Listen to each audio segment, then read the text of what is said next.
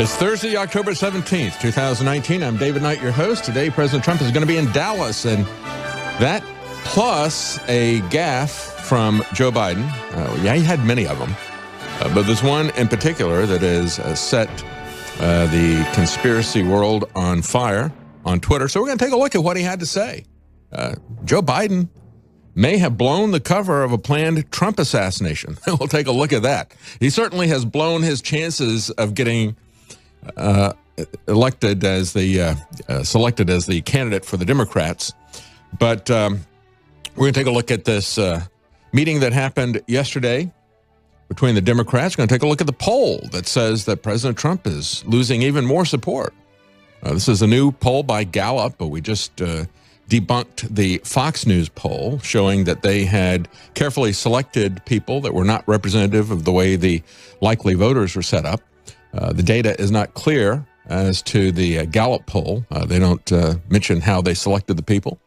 It makes a big difference how you select people. If you go out and use landlines, you're going to get a very different demographic than if you contact people with other means. You're going to get a lot of cable TV news viewers. And that may be part of the problem. I really do think that President Trump's support has eroded. As I said before, I think that's one of the reasons why he has moved to do what he promised he would in terms of the election, and that is to put America first, get us out of these endless wars. And so there's a lot of pushback on that. We got an interesting video from Lindsey Graham going on with Pat Robertson. Lindsey Graham talking about how he's going to be President Trump's worst nightmare. I've had nightmares about Lindsey Graham as well. Yeah, it would almost be funny if we hadn't had this long history in the Middle East. As a matter of fact, Babylon Bee, in a satire headline, said something to the effect of the peaceful Middle East, at peace for decades, now totally upended by President Trump's removal of 50 troops, then 1,000 troops. Let's hope that we get them all out, and let's put them at the border. We have some amazing updates from the acting director of immigration, talking about not only how the number of illegal immigrants in this country are probably twice as many as we've been told before. Not 11 million, 22 million. Who knows, right? Maybe we'll count them in the census, but we're not really allowed to count them in the census.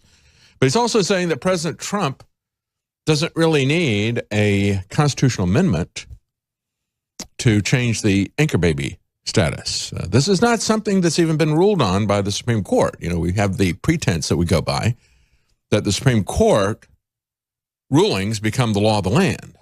No, the Supreme Court does not make law. How do we get this across to people? I don't know. You know, we have a very strange situation in this country in terms of the educational system. They deliberately dumb people down. As I pointed out yesterday, the University of South Carolina refuses to even offer a course in the Constitution. You know, as we had Phyllis Schlafly and others, Charlotte Isby, write the book, The Deliberate Dumbing Down of America. They did that because they, Charlotte Isby went to the Department of Education, thought it was going to be shut down.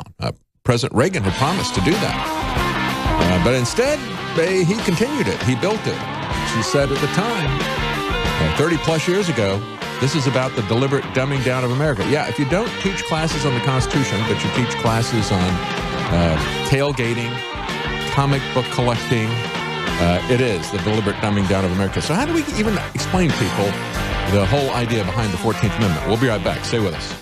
It's October 17th, year of our Lord 2019. I'm David Knight, your host. Today we're going to talk about perhaps a new Brexit deal.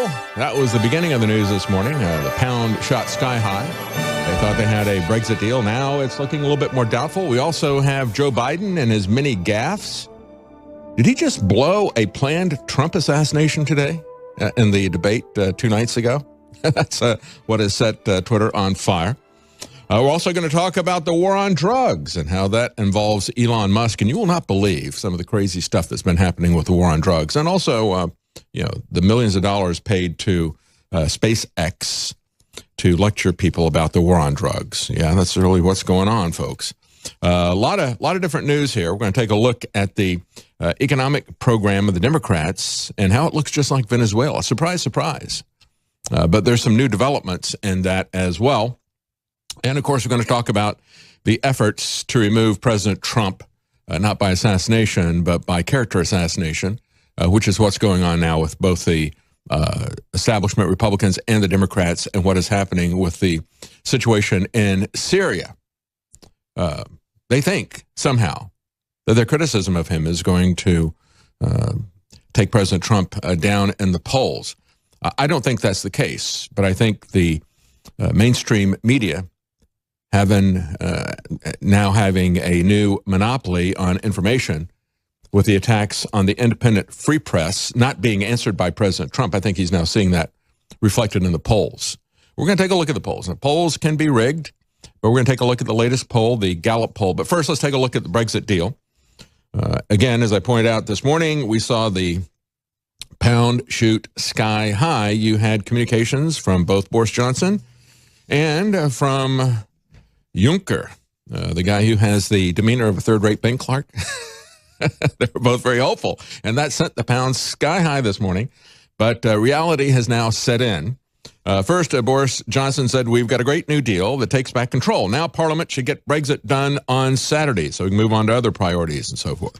And you had Juncker say, where there's a will, there's a deal, and we have one. It's a fair and balanced agreement for the EU and the UK, testament to our commitment to find solutions. And so as this came out, they said, well, there is one caveat. There is a small conservative group in Northern Ireland that is not happy about and that really is the status of Northern Ireland and the border there and the trade there. That has been the sticking point in these deals before, and it really has been a backdoor to control the EU. Now, details of this deal, quote unquote, were not released, but there's a small conservative party, as Sarah Hedge points out, the DUP, that's repeatedly sabotaged this. The party only has 10 votes, but they need its support in order to get this through Parliament. And, of course, the deadline that's rapidly approaching is Halloween, October the 31st. So is it going to be a trick or a treat? Now the update is that Johnson has won the EU's leadership's backing for the deal. He's seeking the approval for another measure that his team believes will be essential to passing it through Parliament. And he wants the EU leaders to offer the UK two options, either this deal or the UK leaves the EU without a deal.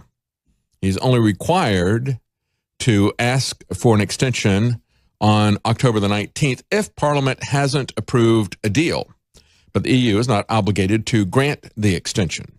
So we will be following this to see if they're going to be able to overthrow the 2016 election for national sovereignty in the UK, as the Democrats are trying to overthrow the 2016 election for national sovereignty here in the United States. Now, as we looked at the debate, one of the things I didn't go through yesterday was the Joe Biden gaffe. One of the ones that I thought was kind of funny was as Breitbart collected 7 gaffes from Joe Biden, they kind of dinged him for saying exponentially instead of exponentially. And I guess he was talking about Democrat tax plans or budget deficits, because that's what is going to grow exponentially if these guys are elected. But he did talk about clipping coupons in the stock market. Well, I don't know. Maybe I'm wrong. We're going to have Gerald Celente on with us later. Maybe he can set me straight. I always thought that you clipped coupons on bearer bonds. This is something that old money, old rich guys would do. They didn't trust, after the Depression, they didn't trust the banks to hold those bonds for them or their brokers. So they said, they took the negotiable bonds. And actually, this is figured prominently in some movies where they go in and get it because it's like grabbing cash. And these bonds, you basically just clip them, at a certain time as they would mature, and you take them in and cash them in as cash. And so a lot of these people would try to keep these things in their possession. Now, when I looked this up, I said, what are we talking about, bonds or stocks with the clipping?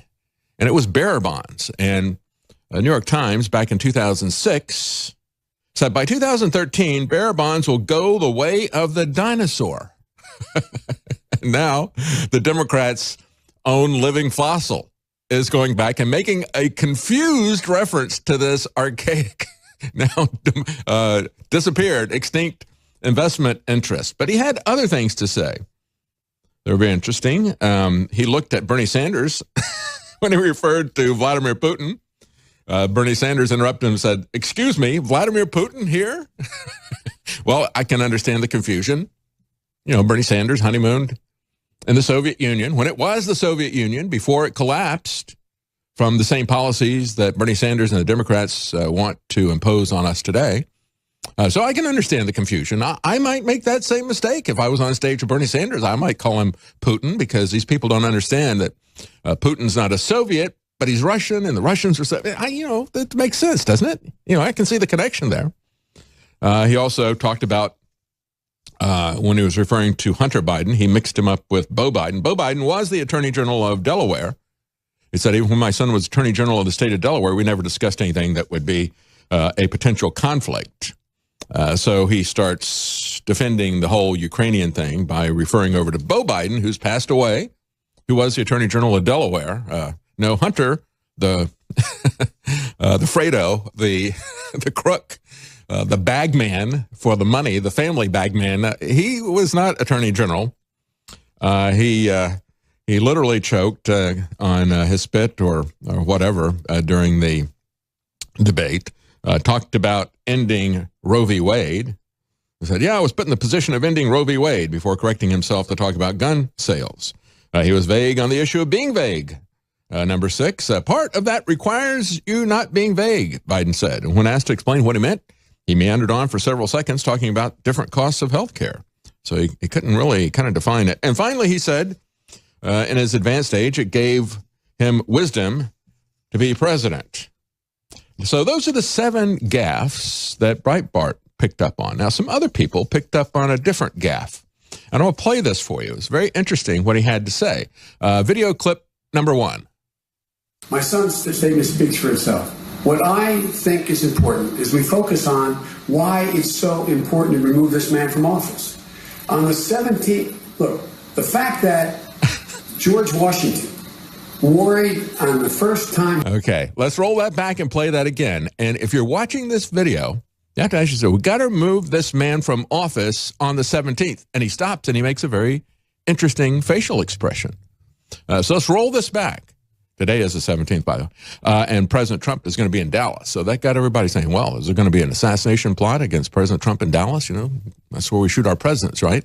Let's roll this back. It's kind of interesting. Why would he say 17th? Well, we've had a lot of gaffes in Biden, but let's roll this back and play it again. Watch his expression as he says 17th and stops himself. My son's statement speaks for itself. What I think is important is we focus on why it's so important to remove this man from office. On the 17th, look, the fact that George Washington. So, you know, did Joe just blow it? I mean, did they have a plan? And did he just expose it accidentally the other night? Let's hope so. Let's hope so. It's certainly out in the open now. So if you guys pull something, we've just shot it down. We'll be right back. Stay with us. We have an update, I guess a current spin on the war on drugs. This is dragging on now. Here we are, 48 years into the war on drugs.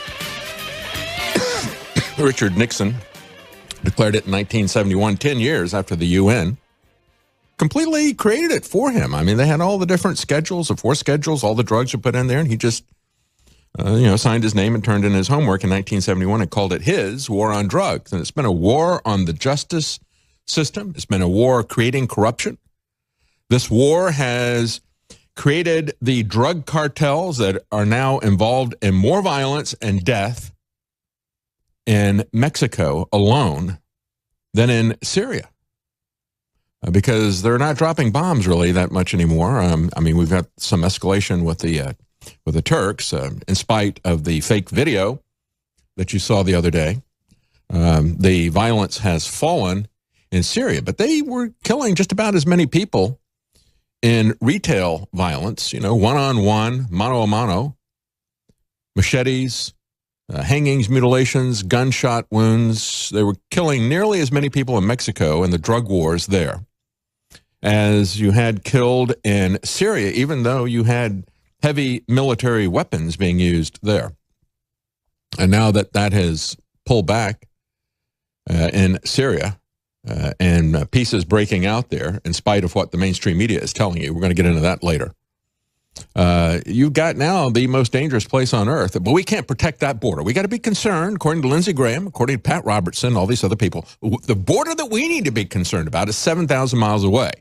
The border between Turkey and the Kurds. And we need to protect our Kurdish, Marxist, Leninist, terrorist allies, the Kurds, that we used to start that civil war in Syria for regime change. That's really what we need to be doing. That's the use of our military. Do not use the military to protect our border. And so it continues to escalate. So the war on drugs has created corruption. It's created the biggest prison population we've ever seen, a corrupted government and Department of Justice. It has removed due process, given us things like civil asset forfeiture, where inanimate objects are charged with crimes and confiscated without conviction, without trial, without even charging anybody with a crime.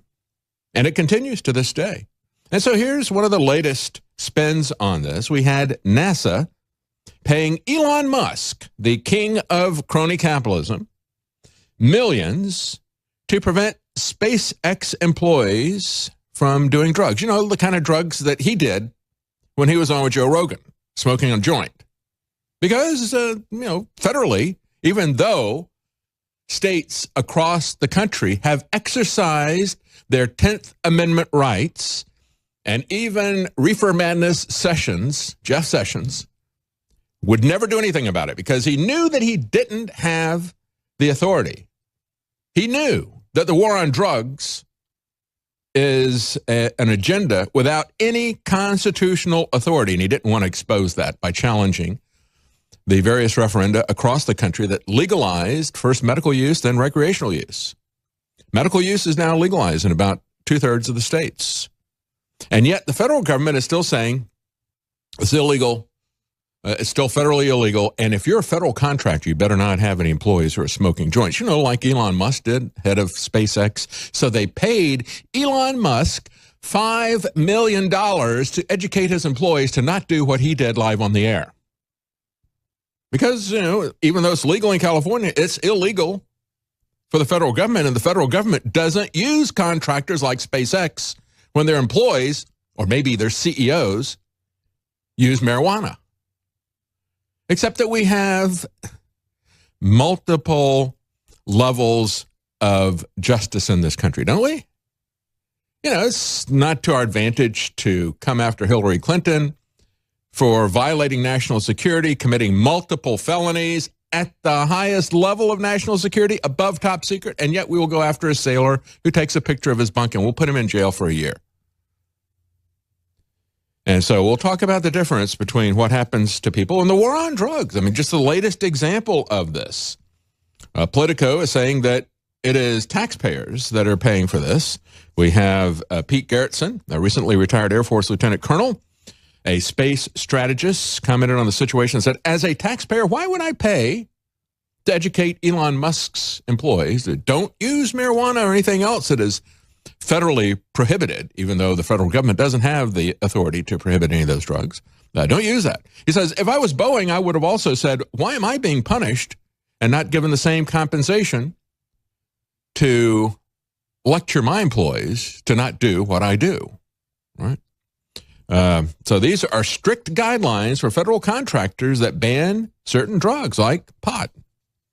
But he was given $5 million. Now, on the other end of the scale, okay, there's no action going to be taken against Elon Musk or SpaceX, even though they gave them $5 million, and even though the CEO, in spite of that $5 million, maybe he missed the lectures. Hillary Clinton, even though she signed the documents, maybe she really didn't understand what the national security procedures were as Secretary of State. Maybe she just didn't know. And maybe Elon Musk just doesn't know that pot is still federally illegal, and as a federal contractor, he's not supposed to be smoking it. Maybe he just didn't know that. So we'll just cut them some breaks, right? Well, no, we don't cut other people breaks, do we? We got a man who has just narrowly avoided 15 years in prison for possession of cocaine. They found out it was powdered milk. But unlike Elon Musk, this guy actually went to jail. They didn't give him any money either. He's not getting compensated. This is in Oklahoma City. Police officers saw this guy riding a bicycle. And it didn't have rear lights on it. It was 10:30 at night. This is a big crime here. So they put on the lights, and they said he didn't stop, but he actually pedaled harder, as if he was trying to get away from their car.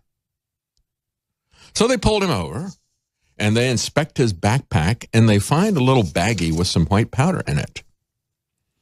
They said, inside the baggie was a large amount of white powder substance I believe to be cocaine, based on my training and experience. The white powder inside the baggie later tested positive for cocaine, and it weighed 45.91 grams of cocaine. Boy, they got that down to 1/100th of a gram. These guys are good. Man, I tell you what, it's nothing like the justice system we have here, right? The man, Cody Gregg, said he pled guilty to possession of cocaine with the intent to distribute only because he wanted to get out of the Oklahoma City County Jail. And he had been there since August of 2019. The Oklahoma County Jail, reports News Maven, has been rife with problems for decades. Rampant suicides, faulty plumbing, steady stream of civil rights violations. An article in the Oklahoman in January of this year pointed out how bad it was. And so he said, all right, I did it. Just send me to jail. And he was going to go to jail for 15 years. However, after he was convicted, somebody came up with the idea that maybe I ought to test it. I found out it was powdered milk. And he was released this last Friday after he was given permission to change his guilty plea. Maybe we should do that for General Flynn, too. Welcome back, folks. I'm not advocating drug use. That's the last thing in the world I would do. I don't even drink because I see this as you can look at it as a medical issue, a psychological issue. I see it as a spiritual issue. I don't need that kind of a crutch. And I think it's a very destructive thing to do. But I think it's even more destructive to destroy the Constitution, to destroy all of our government institutions, to corrupt our police, to destroy due process with civil asset forfeiture and these other issues. And the double standard that it has created is just absolutely amazing. As I was pointing out, NASA giving $5 million to Elon Musk's SpaceX as a contractor. They're supposed to obey federal law, and the federal government has usurped the authority that they do not have under the 10th Amendment. That's why they haven't done anything about the 2/3 of the states who have legalized medical marijuana. Medical marijuana is not legal under federal law. And they're still threatening banks and so forth. So there's kind of this gray area for people who want to do business with the feds, if you want to be banking system and so forth. It's created something of a problem for them. It creates a problem for federal contractors. And so they want Elon Musk to give him $5 million so he'd tell his employees don't smoke pot like he does on Joe Rogan. And yet, when you look at what happens to this homeless guy in Oklahoma City, he's riding a bicycle. He'd gotten powdered milk from a food pantry. They gave it to him. It's in a bag. He hadn't gotten back to wherever he was going to consume it, so he wasn't sure if maybe somebody, maybe it did test positive for cocaine. I don't know. And he spends 2 months in their hellhole county jail, arrested on August the 12th. Finally gives up and he says, all right, I'm guilty. And finally somebody decided they would test it and found out it really was powdered milk. But he's homeless. I mean, he's looking at this and probably got, for the 2 months that he's incarcerated there, people are telling him, look, this is tough. This is really third world type stuff, has been documented by the local papers. If you confess to this, you're homeless now, you're on the streets, you'll be in the federal prison and you'll be there for 15 years. And the U.S. taxpayer can pay for you, right? That's how we get more people in prison than any country in history, including communist China. We have not only a higher percentage, but a higher absolute number, even though their population is much higher than ours. This is what happens when you allow the government to act illegally. When you allow them to throw off the chains of the Constitution and do whatever they wish, this is the kind of stuff they always pull. This is why it's very important for us to know what the Constitution is. And it's very important for us to use it as an instrument to control these people. Look, the Constitution doesn't give us any rights. Our rights come from God. The Constitution gives them authority if they obey it. And if they don't obey it, they no longer have authority. And we can remove these liars, these unfaithful stewards who are ruling over us. That's the key reason. That's why I talk about this all the time. And the double standard that we see, not just for President Trump. Yeah, President Trump's not getting due process. What a surprise. Anybody they don't like doesn't get due process. But if they like you, they look the other way. They give you money. They shower you with cash like they do Elon Musk, $5 million. Here, do some classes for people. And I've got another case of this from Reason Magazine going back to August. About the time they arrested this guy, I'm going to send him away for 15 years for trafficking powdered milk, saying it was cocaine. About the same time they arrested him, back in August. Reason Magazine pointed out, and I also picked it up, the story also is on the Washington Post, a man spent 82 days in jail on meth charges. No, it wasn't Jesse Pinkman. It was actually honey. Honey. This is a legal green card holder from Jamaica. He lived in Maryland for almost 10 years. And the Maryland Transportation Authority police arrested him, telling him that he had bottles. He was getting ready to fly back at the airport, and so they go through his bag. The Gestapo at the airport. What a hellhole we have created at the airport. Constitution-free zone. I mean, it's like living in Nazi-occupied France. Your identity papers, please. Open your bag. Right? Pat-downs. Unbelievable what we put up with here. X-rays. Anyway, so the cops at the airport go through his bags. They find in his bag a bottle that is labeled honey. Well, we don't really believe that's honey. So they tested it for meth. They had a police dog sniff his bag. And the police dog raised suspicion that he had drugs in his bag. So they did a field test at the airport, and they got positive results for meth from his honey. The problem is that the bottles really did have honey. And the Maryland State Police Lab results confirmed that 6 days after he was charged with felony drug counts. 6 days. They said, well, okay, we've done a test. Finally, you held him for 6 days. What's this about, a speedy trial? Actually, he was in there for 82 days. Why didn't they release him after 6 days? Well, they said, because you are a green card holder, we have to protect you from immigration control, because since we registered this felony on you, they will immediately deport you. I mean, I'd be begging to be deported out of this country if I'd been treated like that, frankly. Anyway, so they kept him in jail, and they wanted to run some more tests on this, especially because of the canine hit. You know, we had that dog, and we had those TSA workers with the blue gloves, the dogs and the TSA workers, they think this guy's a drug dealer. So we ought to go with that. Forget that other test that the police did that says that it really is honey. Yeah, the war on drugs has gone to the dogs, hasn't it? They're the ones who are going to determine whether or not you go to jail for life. If a dog reacts a certain way, wags his tail, or something, I'm reading his mind here. I think my dog, and they treat them as if they are police officers. So this canine police officer, Roof, thinks that I have drugs there. So therefore you must be guilty. Because they only have, police officer only has to believe that, right? If they believe that you're a threat, they can kill you. And if a dog wags his tail the right way, they can jail you for life. Welcome to America. Have you noticed this, President Trump? Why do you think you're going to get due process? This is the way they treat us here in America. Why should you get due process? Why don't you do something about this? So anyway, they keep him there, and they send the bottles to Homeland Security Lab. And they wanted it tested 3 times because, yes, judged by a dog. There we go. Justice has gone to the dogs. Nevertheless, they finally did release him, but not after he was there for 82 days. And after they had done it multiple times. And they said, well, we're trying to help him because ICE would deport him with a detainer because we had originally put felony counts on him. Forget about the fact that there was no basis for the felony counts. They held him for his own good. Held him for his own good. As Reason points out, it's inane government incompetence. No, really what it is, it's Kafkaesque. Did you ever read the book or see the movie? I think it was Orson Welles that did the movie of the trial. Had Anthony Perkins in it. Well, I tell you, they did a great job. Very jittery and nervous. And it's like, what's going on? What have you charged me with? I don't know what the situation is here.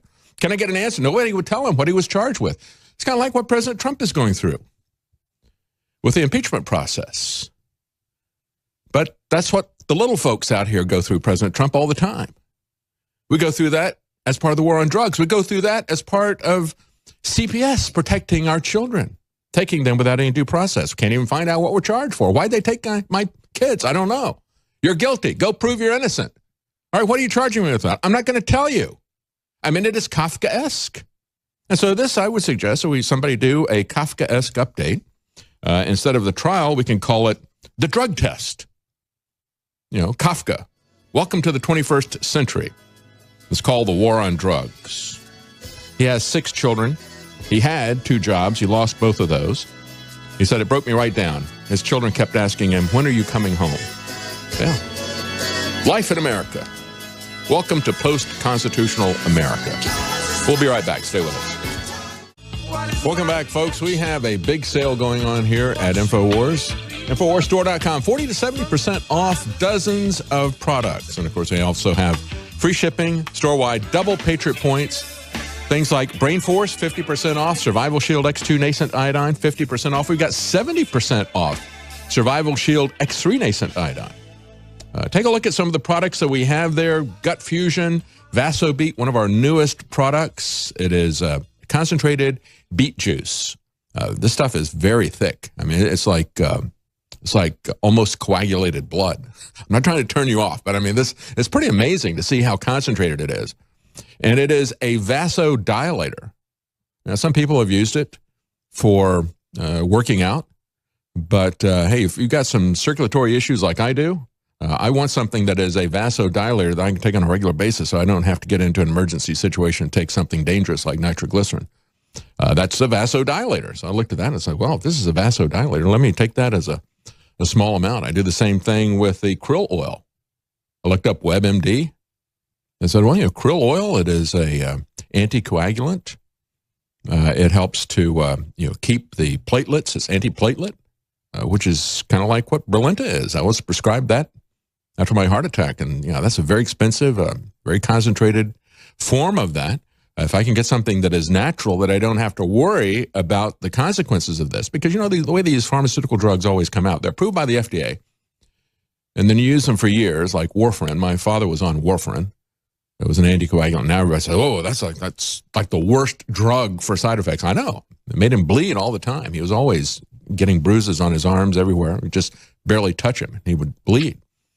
And so that was okay for quite a while, and then they started talking about how dangerous it was when they were ready to introduce a new drug. Oh, don't do that one anymore. We got a brand new drug over here. And it's like, well, how many years is it going to take me before I find out that one's dangerous?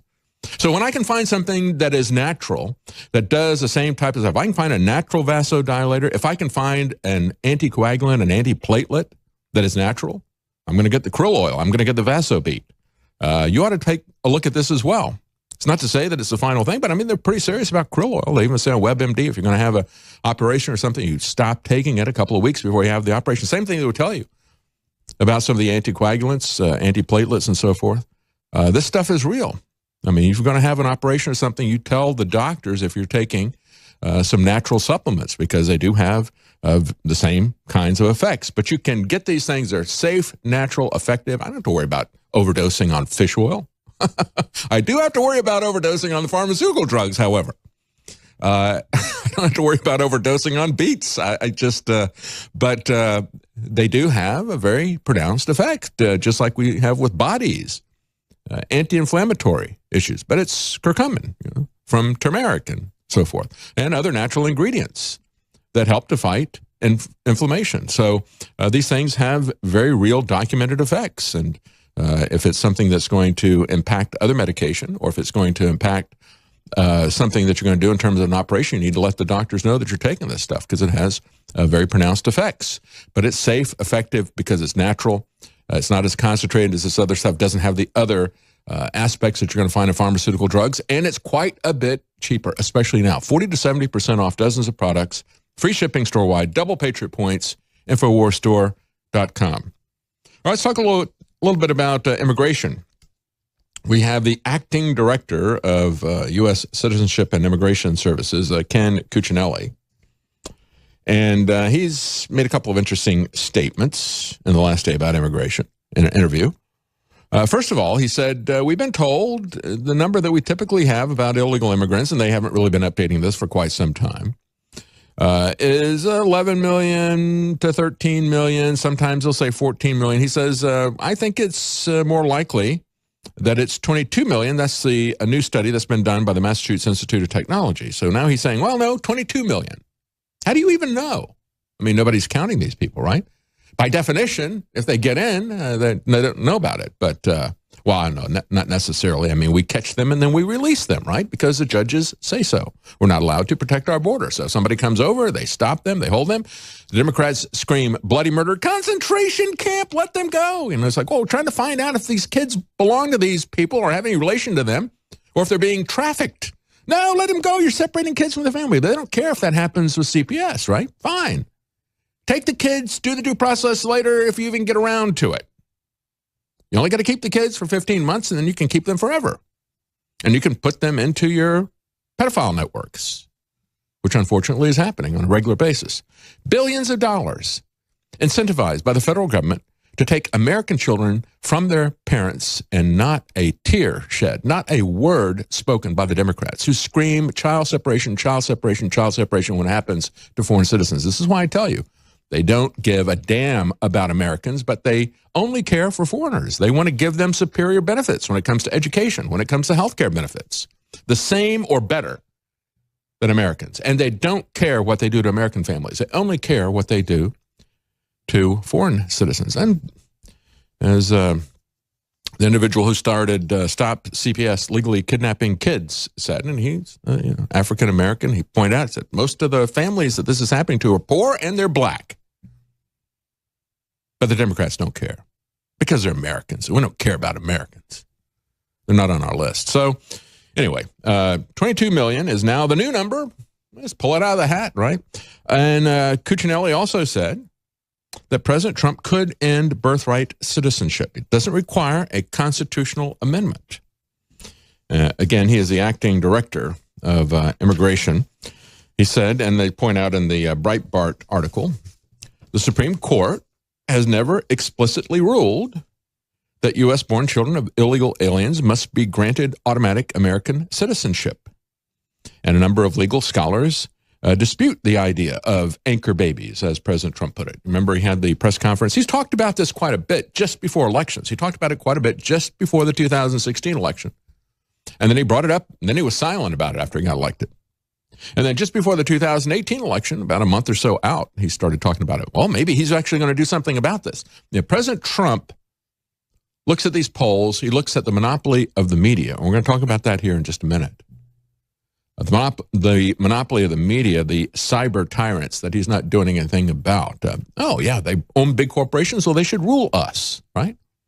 These Democrats who say, take all the money and the wealth from the billionaires. Not the millionaires, because I'm a millionaire, but take it from the billionaires. Except that, they want the billionaires to take your free speech. You understand how this is going to work out, right? It's just like they give the billionaires like Elon Musk $5 million to virtue signal about not using drugs as he's smoking pot live, and then lock up the little guys saying, well, that says honey, but I think that's meth. And, the dog wagged his tail. So you're going to go to jail. You spend 3 months in jail. Or another guy spends 2 months in jail, finally confesses when they say that his powdered milk is cocaine. That's the kind of treatment that we get. But the billionaires are fine, and the Democrats are fine with that kind of stuff. You really think? Do you really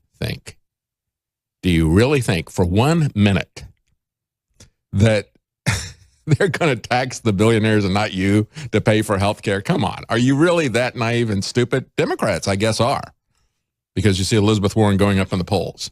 But come on. It really begs belief. We just had the IRS saying, yeah, we go after poor people. We audit poor people more. You know why? Because they don't have the resources to fight us. It's the same reason why, using civil asset forfeiture, they typically take low-value vehicles, and because they can get them from poor people who can't fight them in court. You got to Prove that you're innocent. And you got to do it like it's a civil process. They pretend that, well, we're not taking this from you because you broke a law. This is a civil procedure. What BS that is. You just call it a civil procedure, but you proceed as if it's a criminal procedure, except that you don't give people due process. No presumption of innocence, nothing. As a matter of fact, in Chicago, when they take the cars from people, they say, well, you're going to have to come up with $1,000 to even start the process to get your property back from us. And then you're going to have to hire a lawyer. And guess what? The typical value of a car is just over $1,000 that they steal. I wonder if these guys who took that homeless guy, they pulled him over. Oh, he was trying to run away from us on his bicycle after we turned the lights on. They shake him down looking for something. They go through his backpack. They find a bag of white powder. They say it's cocaine. It's just powdered milk that he got at the pantry, the food pantry, given away to him because he's homeless. I wonder if, as they've released him from jail, I wonder if these dirty cops are going to keep that bicycle and sell it on Craigslist and then keep the cash. I mean, that's typically what they're doing to poor people with their beater cars in Chicago. And if you think that the Democrats are going to take the money from the billionaires, you're not paying attention.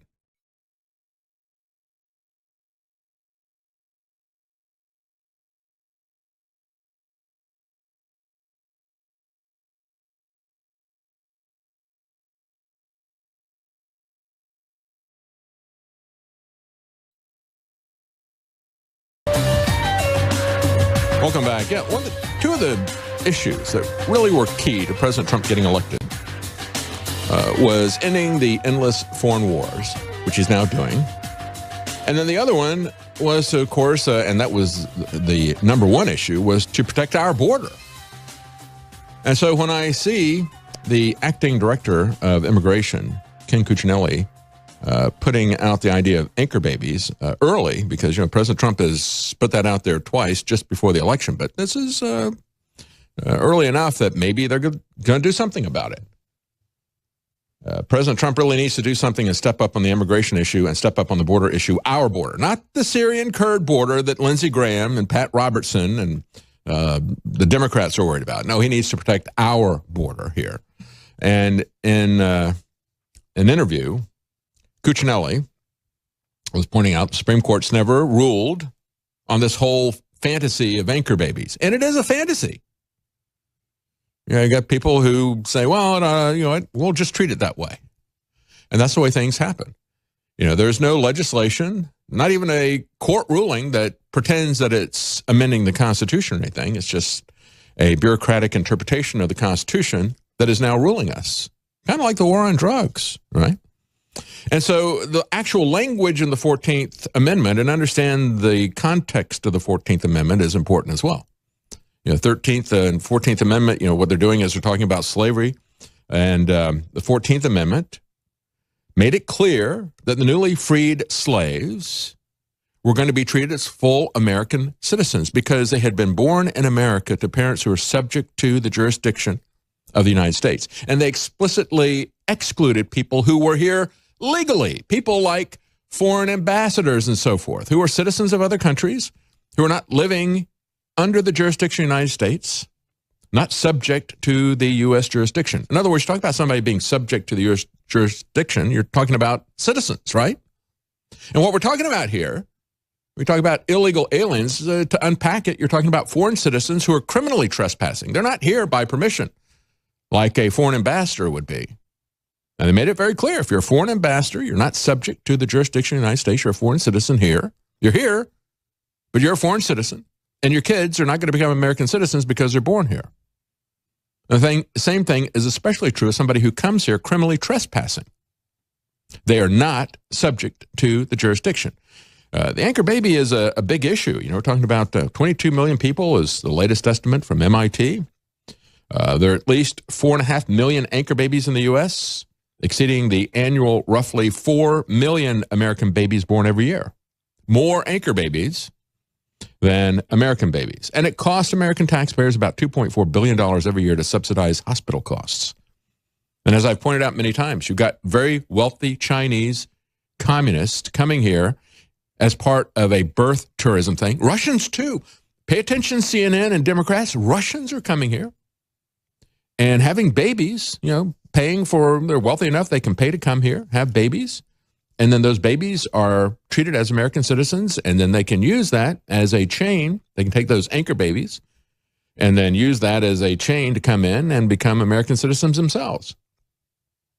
This is what people from Russia, China, many other countries are doing. And when this network was exposed by the LA Times of Chinese anchor baby tourists, they pointed out that they were, even though they were staying at very expensive hotels, they were getting subsidized hospital costs for childbirth. It's an absolute ripoff. Every year, about 300,000 anchor babies are born in the country. As of June, there's been an average of about 124,000 anchor babies born this year. And of course, California is where this is ground zero. At least 1.2 million anchor babies under the age of 18 in just California. It's time we stop letting them take advantage of us. All right, we're going to be right back. We're going to start talking about the Syrian war. And joining us at the bottom of the hour will be Gerald Celente. Stay with us. Well, it looks like AOC, Alexandria Ocasio-Cortez, has now thrown her endorsement to Bernie Sanders. And as Business Insider puts it, the most coveted 2020 endorsement other than former presidents. I would say it's probably higher with the Democrats. Self-reported Democratic primary voters polled by Business Insider say that they value an endorsement by AOC most. With the exception of some former Democrat presidents. So I guess it counts more than anything other than, let's say, I don't know, does Bill Clinton's endorsement matter that much, or Jimmy Carter's? I mean, probably Obama is what they're talking about. 25% said they valued AOC's endorsement, and she has now given that to Communist Bernie. Bernie Sandernista, or I guess we could call him Soviet Sanders. Yesterday I talked about the new action figure. I mean, these people, she really is the face of the Democrat Party, like it or not.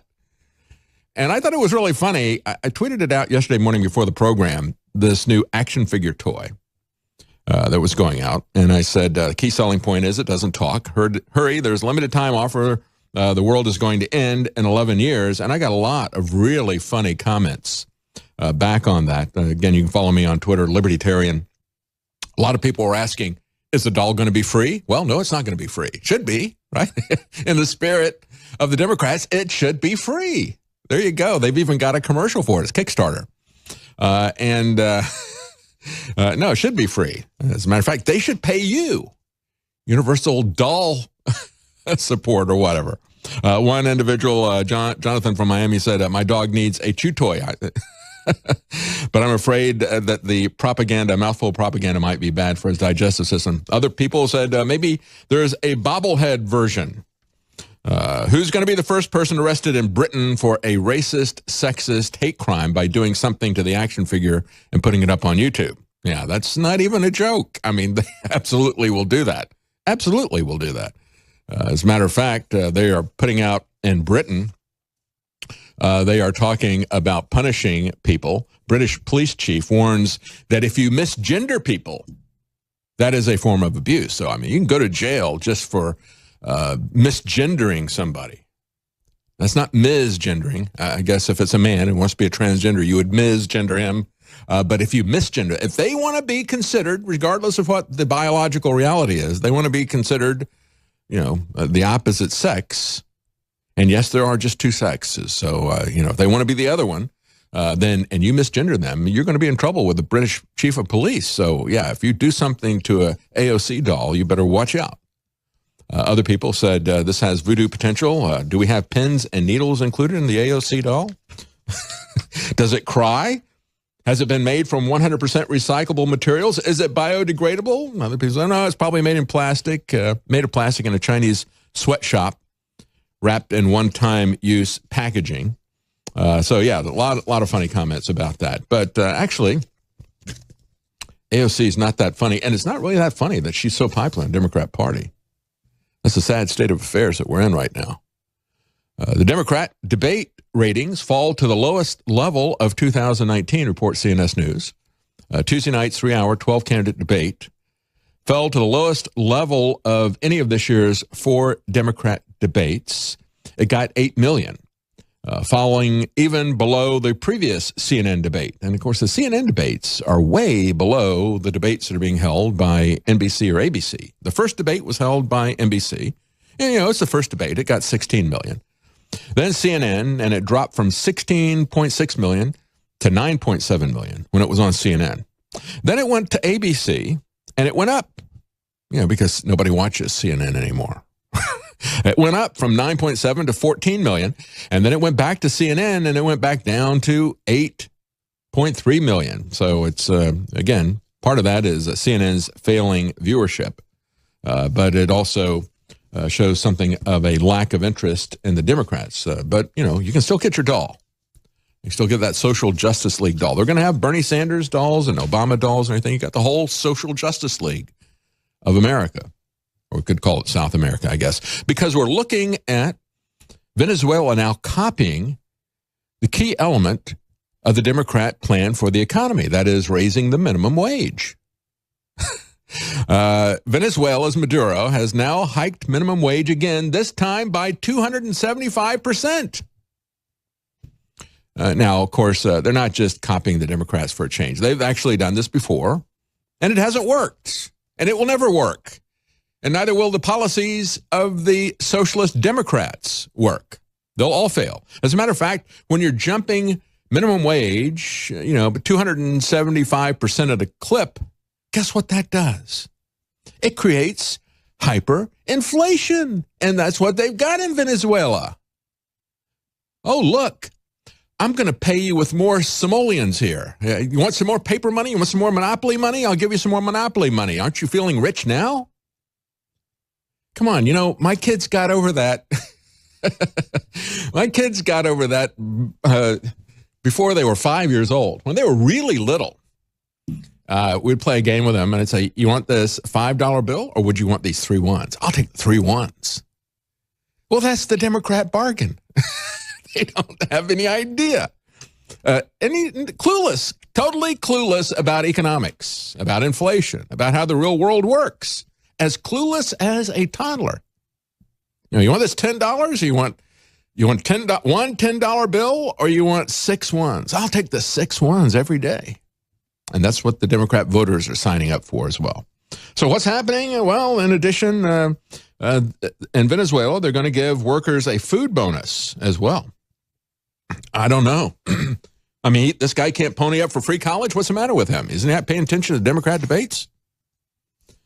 Venezuela's severe economic crisis, including hyperinflation, a private sector in ruins, a shortage of basic goods, is causing a mass immigration, people leaving the country. Maybe that's how we solve the immigration process. We elect Democrats, we bankrupt the economy, and nobody will come here anymore, right? They'll all go back home.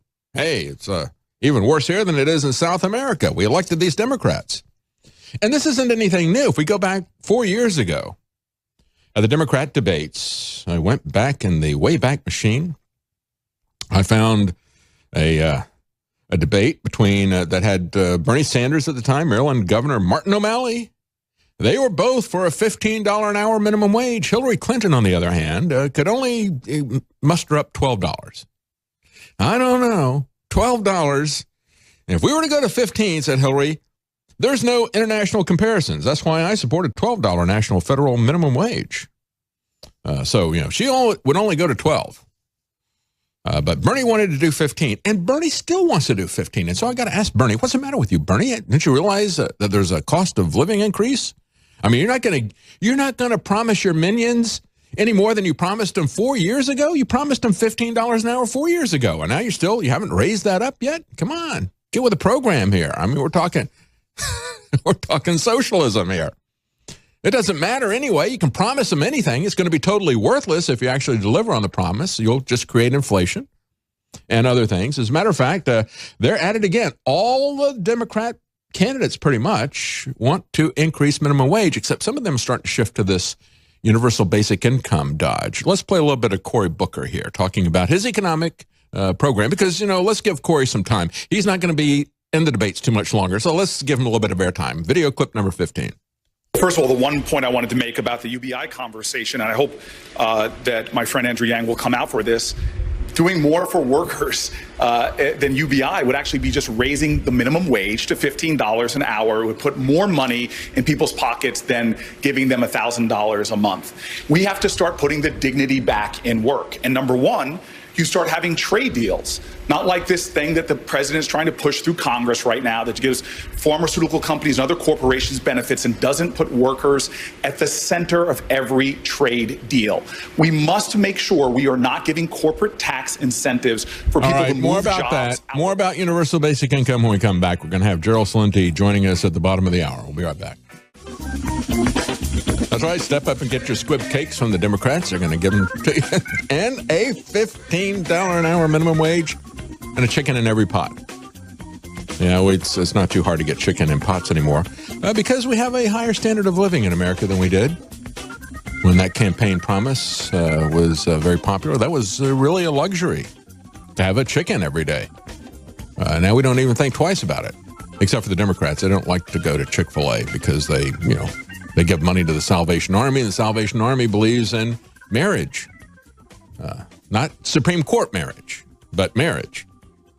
And so you got all these Democrat candidates, Joe Biden, Elizabeth Warren, Bernie Sanders, they all support the $15 an hour minimum wage. You just heard Cory Booker talking about how that was really the way to go, not Andrew Yang's universal basic income. I mean, that's going to cost, universal basic income is going to be $3 trillion a year. And, you don't have to work. That's the benefit of this. Like as they were talking about this going back and forth, Andrew Yang said, look, not everybody wants a government job. And that's basically Bernie Sanders' approach. Everybody can work for the government. We'll have 85% of the people working for the government. I mean, we're talking about FDR all over again. The old New Deal. What is old is new again. But it doesn't really get anybody anywhere. As I pointed out, we've seen this policy used over and over again in socialist countries. We've seen it used here in America. You have the Republicans always going out there and say, oh, okay, well, you think minimum wage is a way that you can get yourself rich? Then why stop at 15? Go to 50. Go to $150 an hour. Let's do that. Let's make everybody rich. Let's go to $150 an hour. We can all make as much as a lawyer does, or, a Midland lawyer.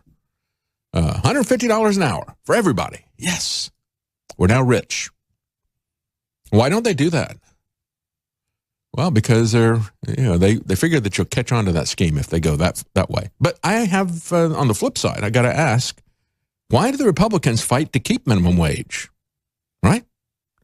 Do the Republicans really believe that if the government doesn't mandate wages, that wages will not be paid? That's right, they really do. The conservative Republicans don't really believe in a free market where people voluntarily contract for services. They don't trust that.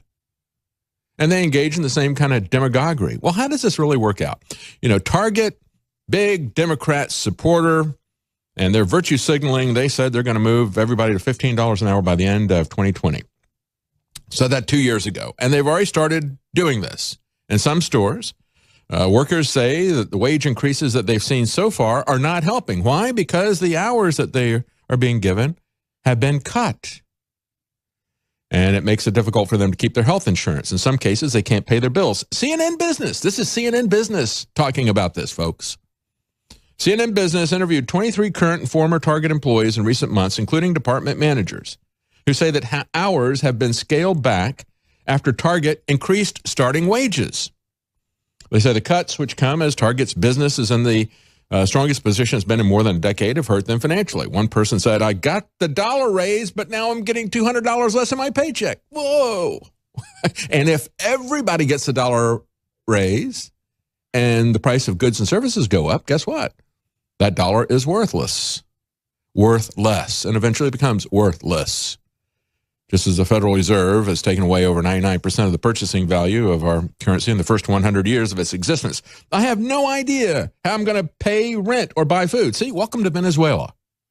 Democrat policies, virtue signaling by Target. Yeah, we're going to take you from, I don't know what they're making, $10, $12 an hour. We're going to get you up to $15 an hour, but we're going to cut the wages and we're going to add some automation. And then there's an extra fringe benefit for the virtue signaling corporation Target. Beyond that, they realized that as these people saw their hours cut and as they're getting fewer than 30 hours a week, they lose their access to health insurance. And that's a big savings for Target. They can more than make up the virtue signaling minimum wage increase by cutting people's hours and cutting them out of insurance. One individual said, Target worked me really hard from mid-July of 2018 to February 2019, right before my medical coverage was about to kick in. I got a letter from the company in February with information about how to sign up for health insurance benefits. And then they cut my hours right then. So I begged for more hours, and I always went above and beyond. She wound up quitting a couple months later after her hours plummeted to as little as 15 hours a week. So she has to work there for a certain amount of time before she becomes eligible to get the health insurance. And then as she gets the letter and becomes eligible, then boom, they take her out. Now, don't tell me that Target doesn't know that. Target is masterful in terms of analysis of data. They are so good, as a matter of fact, that they are essentially the consulting detectives for the FBI and other law enforcement agencies. So they got something that's really tough. They sent it to Target. Target is pretty famous. You remember a couple of years ago, you had situations people were saying, well, Target was monitoring my behavior and how I interacted with them. They looked at my daughter and they figured out that she was pregnant before she even knew, before I knew. They started sending her flyers for, baby stuff. And then she found out she was pregnant. Target already knew. They started monitoring her behavior. And that's one of the reasons why the federal government turns to them. They have a very, very, very profitable consulting firm. They look at store loss and other things like that, so they turn to them for crime detection. You don't think that they know that their employees are about to get on the health insurance thing and that they can't cut the hours to keep them from doing that? So anyway, she said, I called in May. I said, I can't come in today or ever because I can't even afford my daughter's daycare. You guys cut me really bad. Yeah, that's really what you're going to get. Now, the Sanders approach, the old school FDR approach, the old Soviet approach. Sanders would spend nearly $200 trillion and he'd employ 85 million people in government over 10 years. A New American article points out his ignorance. He thinks that he can put half the American workforce on the government payrolls and boost the cost of government to nearly $200 trillion through the next 10 years. Manhattan's Institute ran through the cost of his programs, and they said it would cost as much as $97.5 trillion over the next decade, looking at government spending at all levels, as high as 70% of gross domestic product. It truly is an old-style Soviet economic system. The 10-year budget deficit would approach $90 trillion with average annual deficits exceeding 30% of GDP. Now, in response to that, Andrew Yang says most Americans don't want to work for the federal government. That's right. Well, I think he's kind of mistaken. I think most Democrats would love to work for the federal government. They really would love to. So maybe the base of the Democrat Party would like to work for the federal government, and it's, what Sanders is appealing to. But he says, I'm for the spirit of a federal jobs guarantee, said Yang. But you have to look at how it would materialize in practice. What are the jobs? Who manages you? What if you don't like your job? What if you're not good at your job? Most people don't want to work for the federal government, so I'll just give them money. I'll give them universal basic welfare. You'll be just fine with $1,000 a month. That doesn't work out anywhere close to $15 an hour. Let me tell you something. As Caitlin Johnston pointed out in her headline of her article about a month ago, universal basic income plus automation plus plutocracy equals a full-on dystopia. That's what we're really talking about here. It's soft kill, it's pacification, it's ultimately government corporate control of everything. They will own everything and the government will control everything. We'll be right back with Gerald Celente. Stay with us.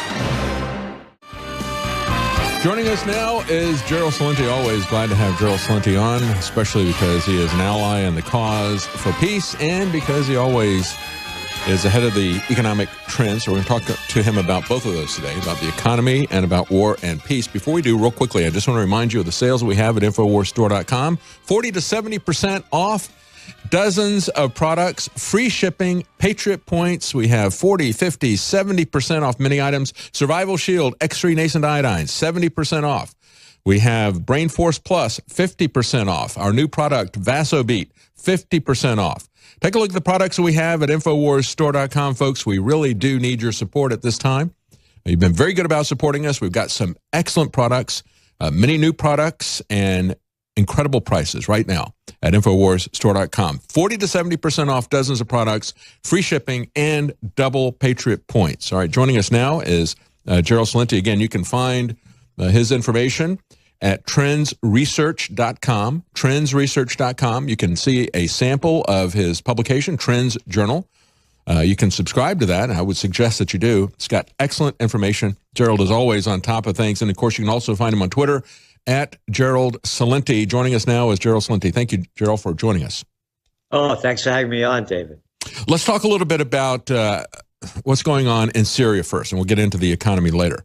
You have Occupy Peace movement that you were started, trying to build an appreciation for what it would be like to actually not have endless wars, undeclared wars. I mean, we look at the situation in Syria, this long-burning situation, and yet it's amazing to me that all these people, Republicans and Democrats, are now acting as if President Trump just blew up the Middle East because he's talking about moving a few troops. Yeah, and let's begin with how it happened. You know, tracking trends is an understanding of where we are, how we got here, and where we're going. The how we got here was that Nobel Peace of Crap Prize winner, that arrogant murderer, Barack Obama, and those lady hawks, Samantha Power and Susan Rice, were the ones that pushed for the overthrow of the Assad government in Syria. Mm-hmm. And all this, I want to make something really clear here.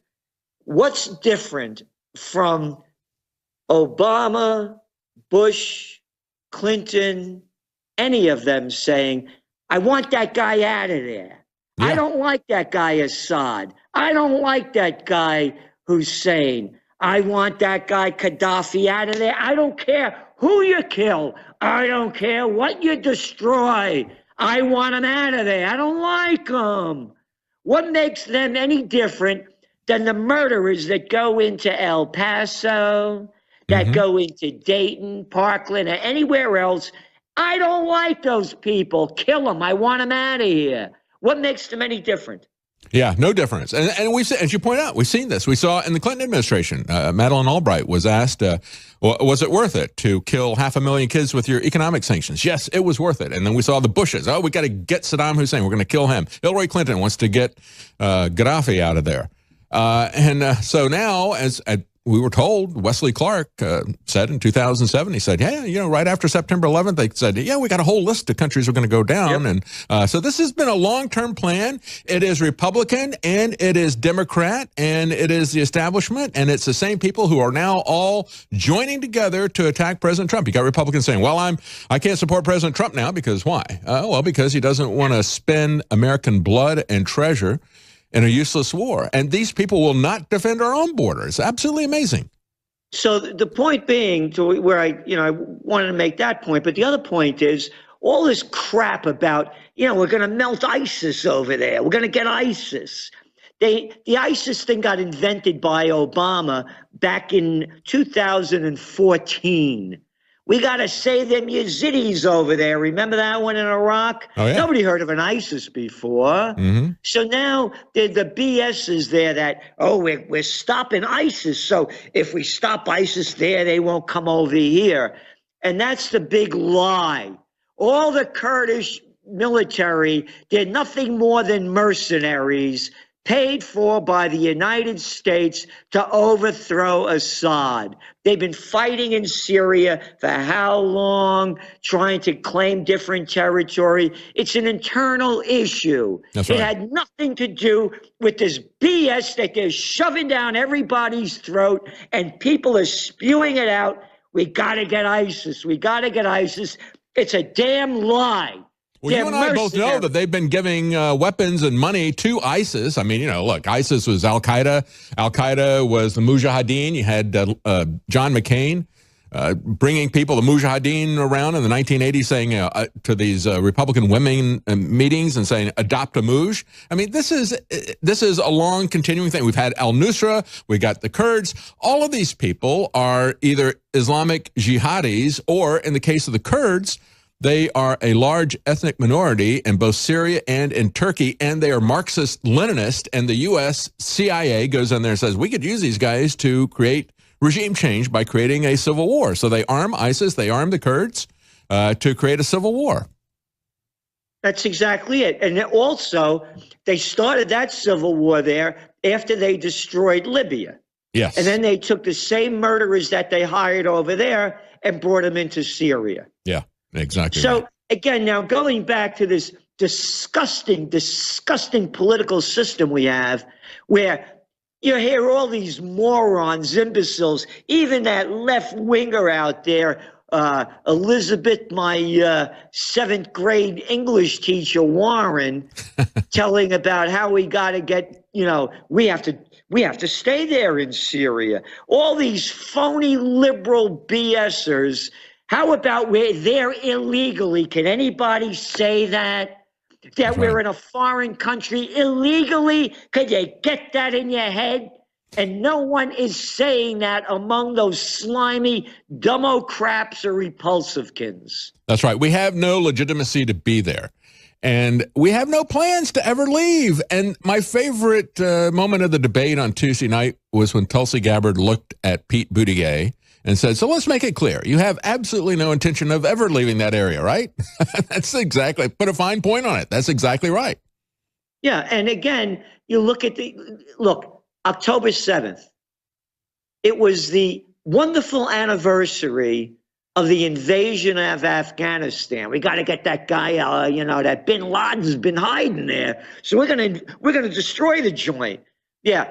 It didn't even make one mention this past October 7th, not one mention in the toilet paper of record that it was our 18th year in Afghanistan. That's it right. was not barely reported in any of the media that it was the anniversary of another illegal, unjust, murderous war. And this country could care less about peace. And that's why the fish rots in the head down. You want to kill people at the top? Guess what? The crazy people down at the bottom, if they could do it at the top, I can do it too. Yeah. So we're not going to have any change in this nation until we bring peace and joy and liberty and love. And I'm sick and tired of these little lowlives, including that Buttigieg, telling me how tough they are as he sits there with his big rifle over there, go murdering people. I want peace and love and joy, and I'm not going to have it in a police state, and that's what we've become since 9/11. And it's not going to change as long as we have this mentality that we could go into any country around the world, slaughter whoever we want for the sick reasons that these sick people are making up. Oh, you're absolutely right. Once we accept the fact that there is no moral or legal issues that can stop them from doing anything, they will act exactly that way here. We're warned about that by the founders of this country. We're warned about foreign entangling alliances, and we're warned about the instruments of defense abroad becoming tools of tyranny here at home. We'll be right back with Gerald Celente. We're going to talk about economics when we return. Stay with us. Welcome back. We're talking to Gerald Celente. Again, you can find him at trendsresearch.com. You can get a sample of his publication, Trends Journal, talking about the current trends that are happening economically, politically. And, of course, you can find Gerald on Twitter at Gerald Celente. And political trends do, of course, affect economics. If we're going to have a war, it's going to make a big difference. If we're going to blow up the Middle East, it's going to cause a global depression, as Gerald has said many times. But even things like what's happening in the UK with Brexit, the attempt by the globalists to overthrow that other 2016 election for national sovereignty, put Britain first, they don't like that idea. Today, we had the British pound skyrocket early this morning, only to fall later because it looked like, and it was announced by both Boris Johnson and Juncker, that they had an agreement that would keep them from going through to a hard Brexit. And then a short time later, they said, well, yeah, we're still not really sure about this small political party in Ireland, and I don't know what the deal is. But what do you think, Gerald, looking at this? I mean, it's anybody's guess, I guess, as to what could happen here. The markets were teetering back and forth. But what is going to happen if they do a hard Brexit, if they can't come up with an agreement?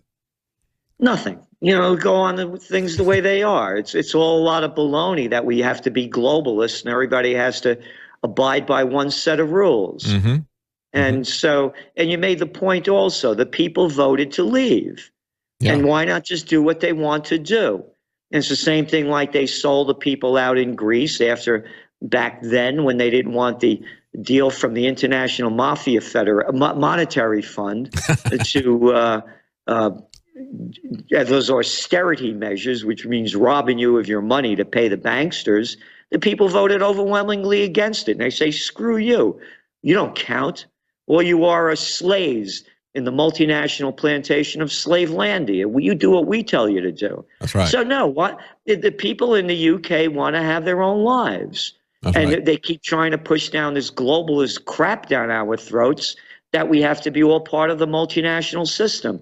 So I don't think it's going to make one big difference at all. And also, very important, they keep putting out there that the markets are moving on things like Brexit or a China trade deal.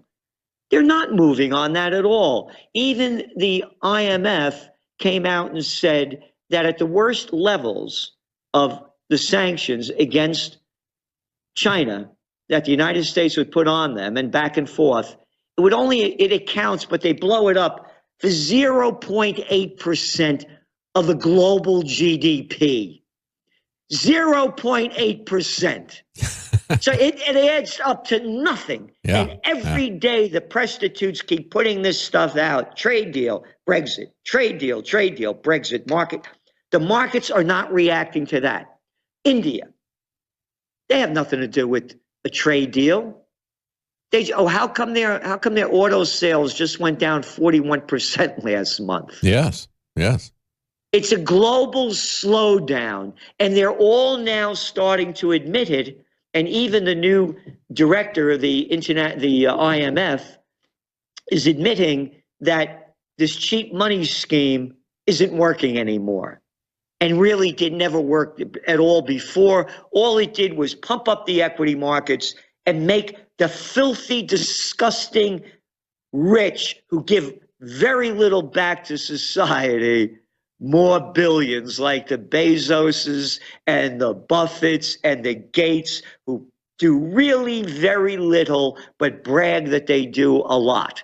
So all they did was make the 1% richer while everybody else got shafted. And it's the same thing with this Warren talking about, Medicare forever. Oh, yeah, we're going to screw the middle class and tax them more while the big cats do all their dirty deals so they could go offshore and tax havens and pay very little of nothing, going back to the Bezos and the Amazon that paid zero taxes last year. Absolutely. I mean, we just had the article come out about the fact that the IRS is admitting that they're targeting the poor for audits because it's easier and cheaper than auditing the wealthy. These guys are pushovers. It's just like they confiscate property, under the civil asset forfeiture from poor people. They're doing the audits for these people. Why? Because the rich are going to hire lawyers, but they're also going to hire lobbyists. They're not going to pay these taxes. It's absolutely amazing that people would fall for this dodge from Elizabeth Warren. I'm going to steal from the rich. And she has to talk about billionaires because all these politicians are millionaires. Yeah, no, it's a disgrace what's happened to this country, and we just had the Italian American Foundation Festival, Columbus Day Festival, here in Kingston last Sunday. It was down on the waterfront. It was a blast, and I dressed up in a red, white, and blue jacket. Matter of fact, if you go to YouTube, you could see the outfit that I wore, and I had a T-shirt that said "Amore," love. And Anthony Frida, who you well know, the great artist, did a piece with the O had a peace sign on it. Oh, so cool. I said, I'm proud to be an American, an Italian American. And you didn't have Antifa throw red paint on you if they thought that you were dressed up in patriotic clothing or Columbus? Because I had peace and love. And that's what I want. I couldn't be me if I was born anywhere else. I love this country for what the Constitution, for what the Bill of Rights represents. I don't need some freak to tell me how to interpret it. That's right. And so what I'm saying to the people, stand up, game's over, fight's on, take the country back. Look what they just happened in Ecuador. The guy did an IMF deal. The people took to the streets, the indigenous people, they turned the deal around. In this country, don't raise your voice. There's a no bullying zone. Don't learn how to fight. Be a little baby. That's right. And the one There's place no that we had fight in people this speaking up country. was on social media, and they shut that down. You know, that was where we had a public square, and people were very adamant about that, and that was starting to turn things around. And so you had the military-industrial complex say, we can't have them pushing back against what we're doing. We got to shut down the cannons on social media because this is a war. It is a war against the American people. It is It's an a information war, and they know how to shut that down. And it's more than an information war. It's a war against our liberty, our life, our freedom, love, and joy. They're destroying us at every level. That's right. Every place you go now, it's a militarized scene. That's right. And, You know, intimidating and so people over it's up what to they us to say and what change. pronouns they use, and making everything hateful. I mean, you can't even do. All the comedians are now saying you can't even make a joke anywhere because everybody's going to attack you as being hateful. They're going to try to destroy your life over a joke or a term or a pronoun. I've been telling people very seriously that I got arrested. I was walking down the street and two cops, they grabbed me and they arrested me because I was reported for having indecent exposure. And I'm telling this seriously to friends. They said, what? I said, yeah. I said, I walked out of the restaurant down and I went to the bathroom and I forgot to zip my zipper. So a woman reported me that I was exposing myself. My God, they believed me. They believed me because that's how sick it's become. Mm-hmm. If you get to put your zipper up, you can get arrested for indecent exposure. Look what they did to that little 12-year-old girl for going like that with her fingers. Yeah. Oh, yeah. And that's how sick this country's become, and it's the sick people that are doing this to us. And you know what one of the biggest problems is? This disgusting, moronic, ignorant, arrogant, so-called education system. Oh, yeah. Yeah. Yeah, you're talking about Columbus Day. When I covered the textbooks that are making all these college students hate Columbus Day, 69% of them want it banned as a holiday. That's 80% in the Ivy League because they've got textbook after textbook saying that Columbus came here and instituted genocide and slavery. And it's an absolute lie. Yeah, so we still call it Columbus Day weekend, and we do it. So and going back to the economy, David, we're going into the Greatest Depression. By the way, as you well know, the Trends Journal is now a weekly. It went from a quarterly to a monthly to a weekly. Wow. Because events are changing so rapidly. Wow. There's a global slowdown. They're running out of juice. They're asking for more. Monetary stimulus isn't working. People aren't talking about the repo markets, the overnight gambling markets where the gamblers need more money so they could keep gambling. The Federal Reserve is dumping in hundreds of billions of dollars. They said when it first started to happen in late September that we're going to keep doing it until October 10th. Gerald, we got to take a quick break here. Do you have another 5 minutes that you can stay with us? Or sure. You have a commitment? Okay, good. Because I wanted to get into gold and what's going on with that. I do agree with you that we're headed, that everything is slowing down. We're headed for a greater depression. I wanted to get an idea from you as to what you imagine is the timing and so forth and what's going on with gold. So we'll be right back. One more segment with Gerald Celente. Stay with us.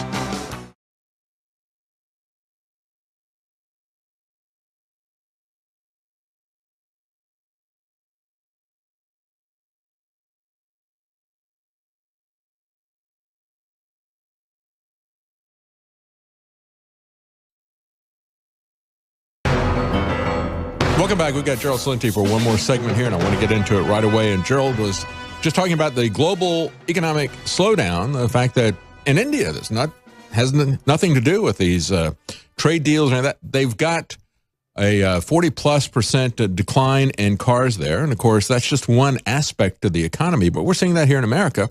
A big slowdown in car sales. And of course, we all know that it's much more profitable to lease something than to rent something out to somebody than to sell it to them once. You just keep collecting revenue. So the model for the car companies and all these other big corporations is to stop selling, to begin leasing, and then to even go to rent by the ride. And so all of this universal basic income, the UN agenda for smart cities, the 2030 agenda, 5G, all this stuff that's rolling out. Gerald, do you see this as they know that the depression is coming? They know that we're in a cycle where about every 70 to 80 years, things turn around. We have a reordering of society.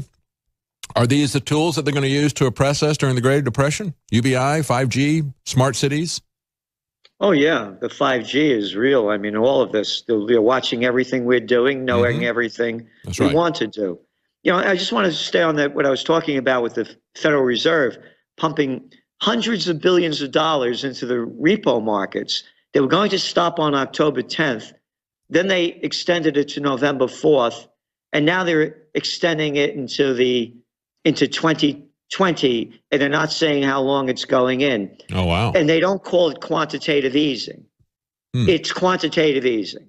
They need more money. The debt bubble is exploding. You're looking at more and more mergers and acquisitions continuing. You're looking at corporate debt building because money's so cheap. This thing is, we're talking about gold. The only thing that's holding gold back right now, and it's at 1490 as we're speaking. And remember, we called the gold bull run when it was 1332 on June 6th of this year. That's right. Is the strength of the dollar. The dollar right now is at March 2017 highs. The reason why the dollar is strong is because all the other currencies are so weak. They have real problems. They're in negative territory in interest rates in Japan, in Germany, in Switzerland, around the world, negative interest rates, negative bond yields at $17 trillion. Who would buy a bond that you're going to get less back than what you paid for it? Yeah. This whole thing is one big scam, and it's ready to explode. So what we're telling people is start preparing now and become independent. Do what you can to become independent in every way that you can, in your thinking, in your working, in your being, because you're going to be on your own. And you're talking about the deep state cracking down on us. When people lose everything and have nothing left to lose, they lose it. You're going to see crime skyrocket. You're going to see violence. People are going to robbery, thievery, you name it, it's going to increase. I'm mentioning this because they're going to use this as excuses to look what just happened with the FBI. It hardly got reported. They've been spying on us. They have no right to do that. Yeah. It's don't use that as an excuse for martial law. And just look at what's happening in California with the electrical infrastructure. I mean, they're not investing any money in infrastructure. We have an incredibly fragile infrastructure. So when things go south with the economy, that's going to break down really hard, really fast, isn't it? Yes, that's an excellent point. And by the way, that's one of the platforms for the Occupy Peace agenda, the action plan. Bring home the troops, close the bases in these 80 plus countries, over 800 bases, and put the troops, have them secure the homeland and put them to work to rebuild our rotted infrastructure. Yes. And it gives them skills because the construction industry needs them. They cannot find skilled workers. Thank you so much, Gerald Celente, trendsresearch.com. And there you can find Trends Journal now very frequently.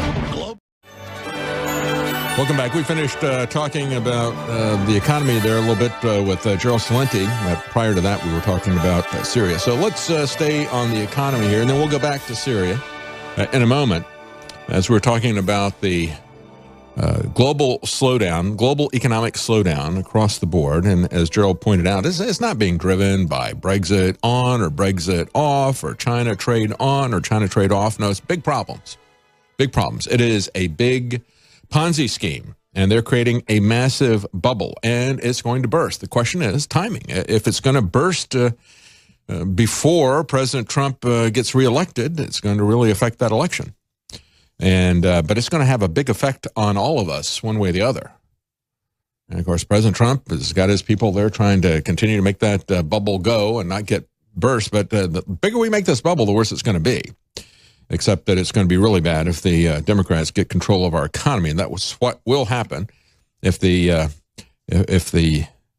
chickens come home to roost. We're not going to have a chicken in every pot. So when we look at universal basic income that's being sold to people, and it's amazing to me how, Andrew Yang is trying to change the discussion from government jobs and mandates on wages, wage controls and so forth. There's no price controls. Nixon tried wage and price controls, and it was a disaster. We've seen the Soviet Union and communist countries come up with 5-year plans over and over again. They're always a disaster. You cannot centrally control an economy and have it grow. You wind up misallocating resources. None of these people are smart enough. You can think of a free market where people are constantly making decisions. You can think of it like a kind of neural network, if you will, as opposed to some kind of a CPU. We all know that neural networks, if you think anything about the computer architecture, we know that's going to be a lot faster. But it's decentralized, and it is actually able to constantly adjust and make decisions if it's free. To the extent that the government puts controls on, it starts to break that down. And the economy can't think. I mean, Adam Smith used to talk about it, the invisible hand of a free market. Well, it's actually, I think, a neural network that is constantly making adjustments. When you go to the shopping center, you walk down the aisle and you see, 15 different types of soap and shampoo, and you make a decision about what you want to get. It's great that you got that kind of choice. When people in the Soviet Union were finally given products to choose from, they were really not too happy. It was very confusing. They didn't want to have that many choices. They had the mindset of slaves, cultivated over generations. But they've now gotten used to those kinds of things. They can handle it. You can actually handle making a choice, and it's kind of a nice thing to have that kind of a choice there. And so in a free marketplace, you are voting about multiple things every day, not once every 2 to 4 years. And when you vote in the voting booth, even if the candidate you voted for wins, usually you don't get what you voted for. They don't usually do what they say they're going to do. But when you go to the marketplace and you make a decision, whether it's a good decision or a bad decision, you get what you chose. These people, however, want to control everything about your life, and that means controlling the decisions. And they will make you poor in order to make themselves empowered. They want to make you dependent. Everything that these Democrats are doing is a program of dependency. The demagogues in the Democrat Party are seeking to make you dependent on them for every aspect of your life, whether it's transportation, whether it's communication, anything. They want to dictate this to you. And so when we look at universal basic income, should we be skeptical of this? Caitlin Johnstone said, we're looking at a plutocratic decision. This is being driven by the people in Silicon Valley. You got Andrew Yang's got more billionaires on his side than anybody else does. These guys love him. Elon Musk loves Andrew Yang. Why? Well, because that's exactly what he sees happening, And you've got people like Elon Musk. He knows where the game is headed. The autonomous driving cars and the 5G that's going to control the communication. He's going to stop selling cars. He's going to start renting them to you. He's already deeply embedded with the government. He knows that he's going to be one of the providers of transportation, just like he's protected with SpaceX and getting massive subsidies with Tesla, massive subsidies for his solar factories, massive subsidies for everything that he does. $5 million to lecture people about the evils of smoking pot when he does it himself on Joe Rogan.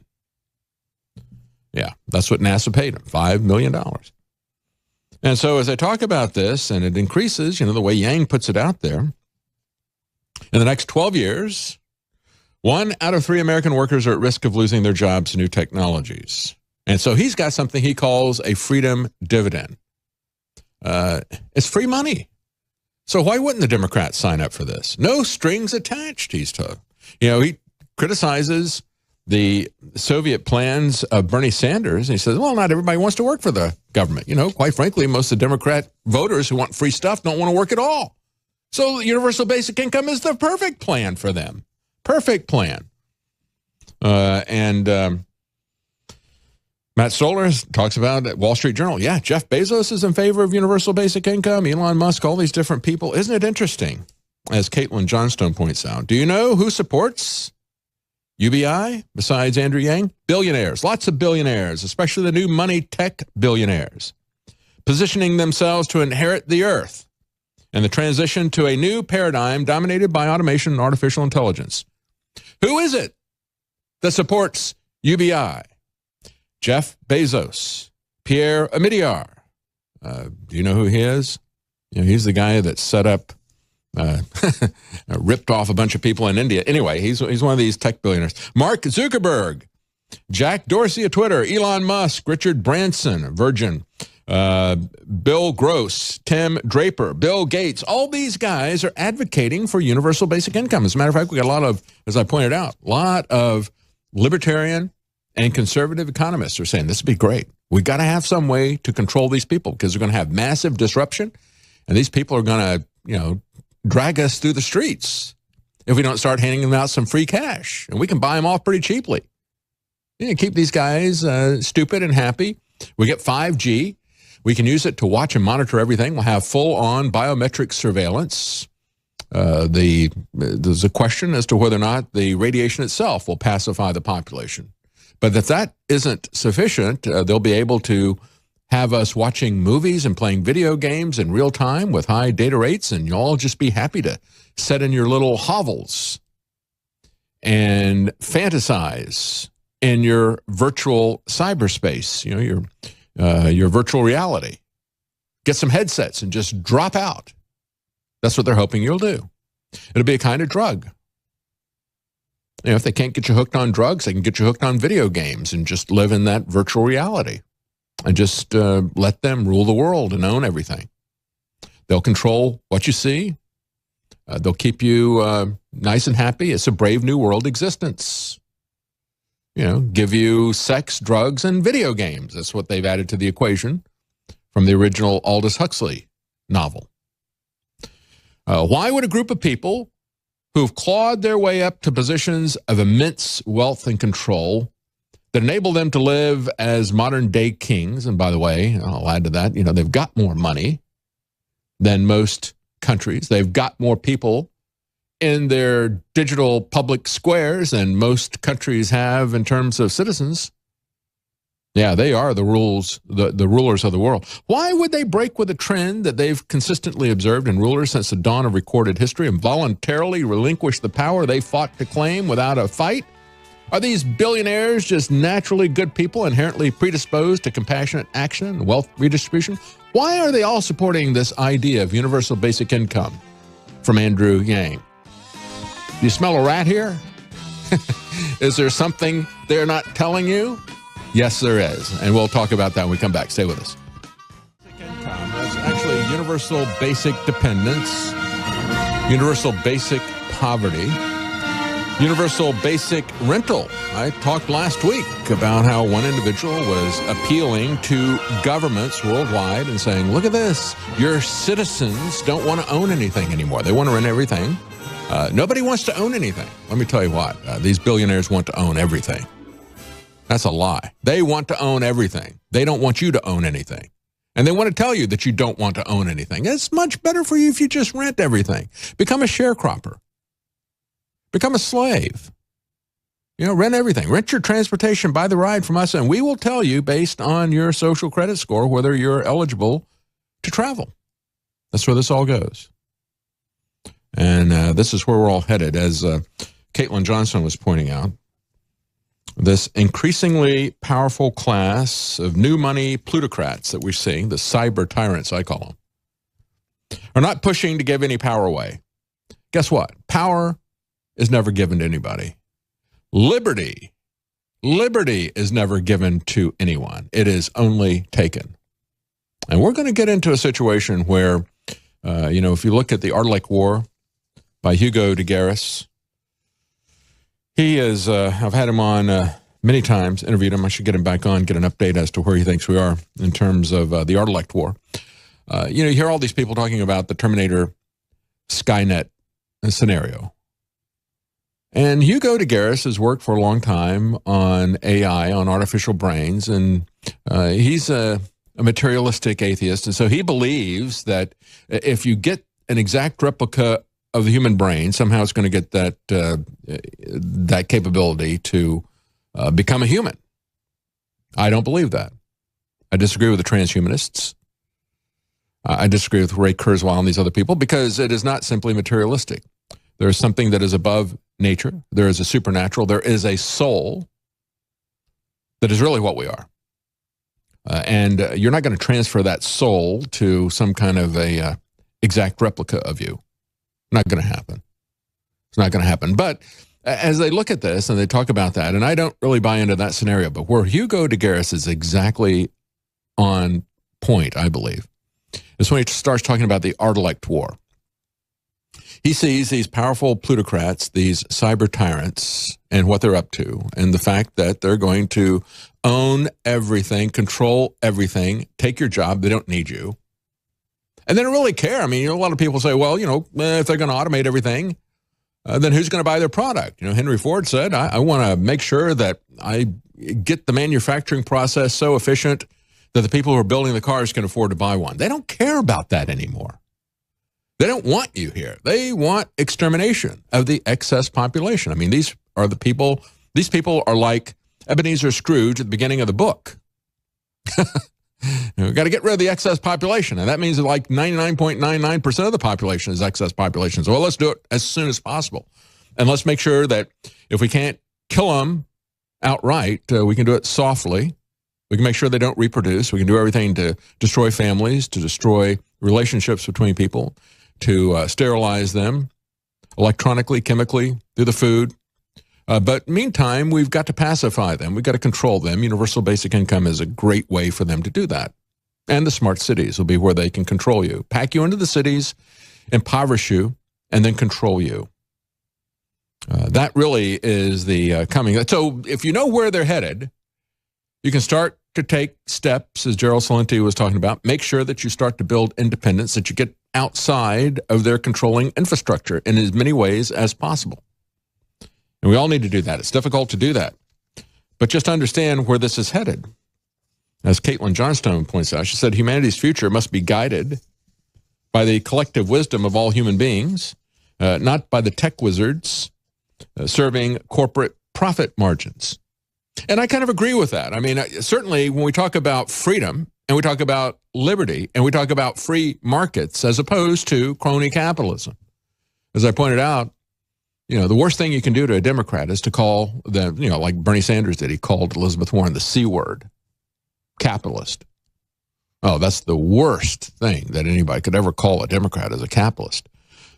Capitalism has been given a bad name because of corruption, because of crony capitalism. But I like to talk about free markets where people make the determinations themselves. And that's the way I look at it. The collective wisdom of all human beings interacting freely in a marketplace. Because when we talk about this, so many people who lean to the left say, oh, those corporations are evil. And I would say, yeah, the big corporations are evil. Their business model is to make sure they shut down everybody else, and they're not going to be satisfied until they control everything. The government is the same way, however. And so I look at the libertarians on the one side who think the government can do nothing right and that corporations can do nothing wrong. On the other hand, you got the people in the Democrat Party who say, well, the government can do nothing wrong. It doesn't have any self-interest. It's not motivated by profit. So therefore, we can trust it. No, you can't. It's motivated by power. And so you have this alliance, fascism, where you have a merger of the two. They're not polar opposites of each other any more than the Republicans and Democrats in Washington are polar opposites of each other. These people work together. So the Democrats are furious with Zuckerberg that he was meeting behind closed doors with Republicans. Of course he is. He wants power. He wants access. He'll give them what they want. which is control, and they will give him what he wants, which is money. And with that money, he can buy more control of himself. That's the way this is rolling. Things weren't going too well for Zuckerberg. He had this plan. Like Pinky in the Brain. He's going to take over the world, and he's going to do it by taking over the money. And the central banks, the various governments said, I don't think so. And so they shut him down. First, you saw PayPal pull out of his Libra cryptocurrency, worldwide global ID. That's the way he was pushing it in the white paper. I'll give you all you guys a global ID. So PayPal pulled out. Now, and then you heard reports, well, MasterCard and Visa are being pressured by the government to pull out. They pulled out. And now, guess what? He's meeting with Republicans and with Democrats, of course. What can I do to make this happen? So when we look at this and we understand that UBI, originally, Yang was going to give $1,000 to every American between the ages of 18 and 64. Wait a minute. You're going to cut us off once we get to 65? Well, now he's going to give it to everybody over 18. See, it's not a problem. It's free money. We'll just print more of the stuff, right? We don't have to worry about anything costing anything. It's just all there.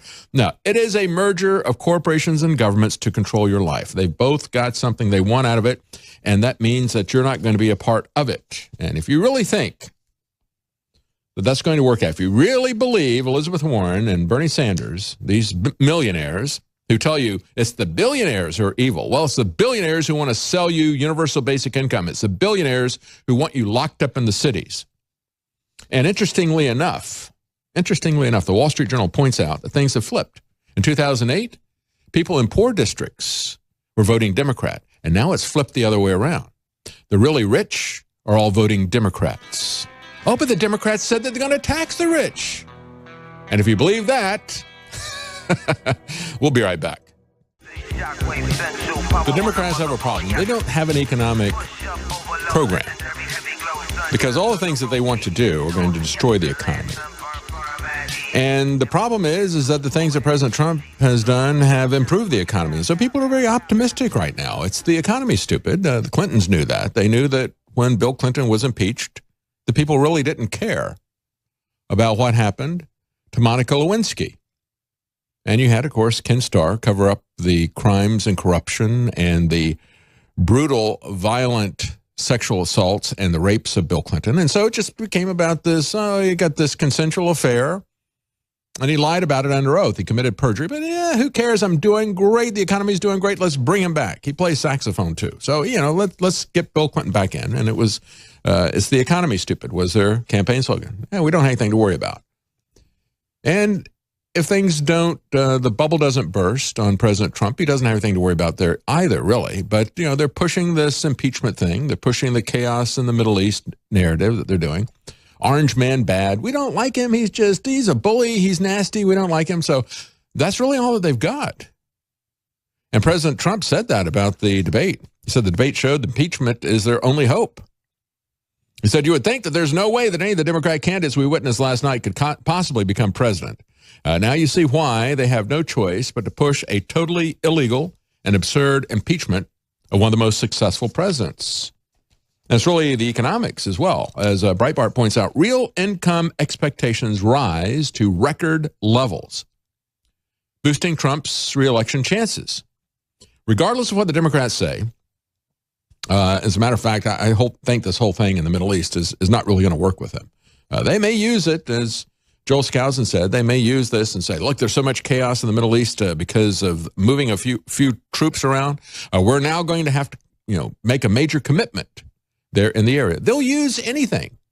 They've had an annual false flag event, poisoning of Skripal combined with a gas attack. Every time they would do it, it was always in March. Beware the Ides of March.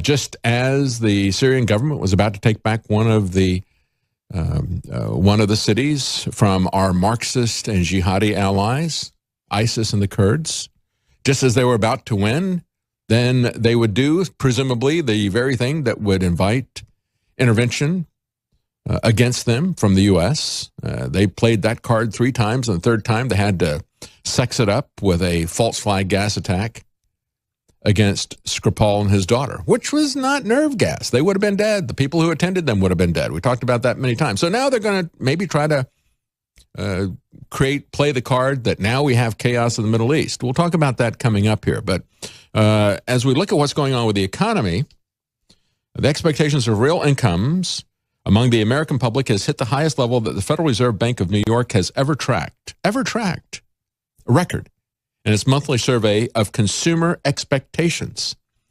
So right now, consumers expect things to get a lot better. Inflation-adjusted earnings expectations turned positive, rising to 0.06%. Now, as Breitbart points out, that might not seem like a big number, but it is a record high and a metric that rarely even registers a figure above zero. The survey is constructed by asking the public where they expect their earnings to go if they keep the same job over the next year. And so the public is thinking, yeah, I think things are good and I think they're going to get better. That doesn't work out too well for the Democrats. And so hence they have to go to the impeachment card. And now we're finding out, unfortunately for them, this narrative from the Obama administration that, hey, it wasn't Joe Biden that got this prosecutor fired for corruption. He bragged about it to the CFR. No. He was just reflecting the general sense of the international community. Well, unfortunately for them, a top U.S. diplomat, an expert on the Ukraine, testified to Congress yesterday that the Obama administration, with Biden as its point man, orchestrated the firing of the Ukrainian prosecutor who was investigating a company connected to the Biden family.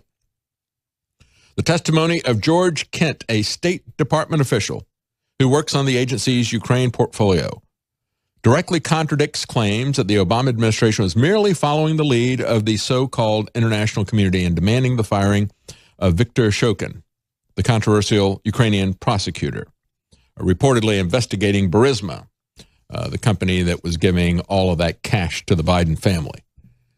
So things are looking a little bit shaky there on the impeachment side. We got more news about that here, but the key thing is it, are they going to be able to make the orange man look bad? Even though the economy is doing well, even though people expect it to do even better if they keep the same job.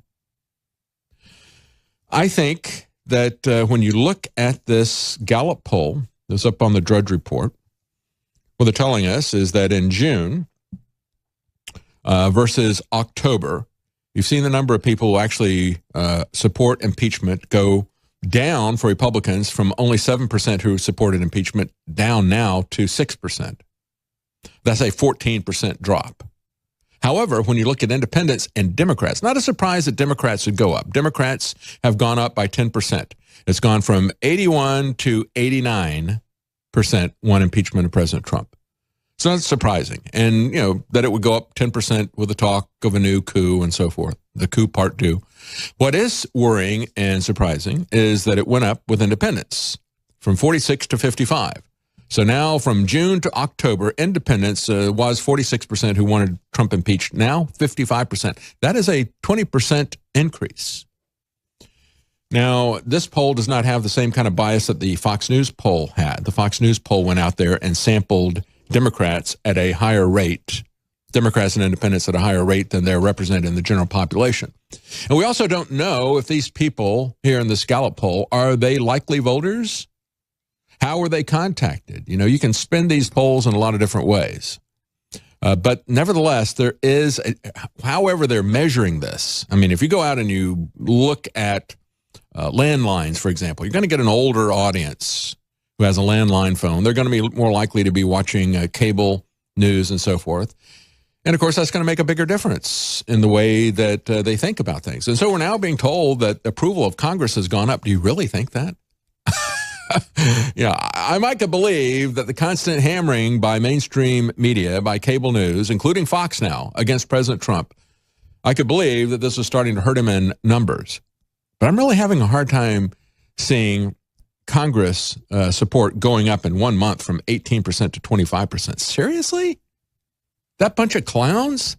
Whether you're talking about Republicans or Democrats, how could you possibly imagine that kind of a jump in support for Congress? That's what makes me think there's something wrong with this poll.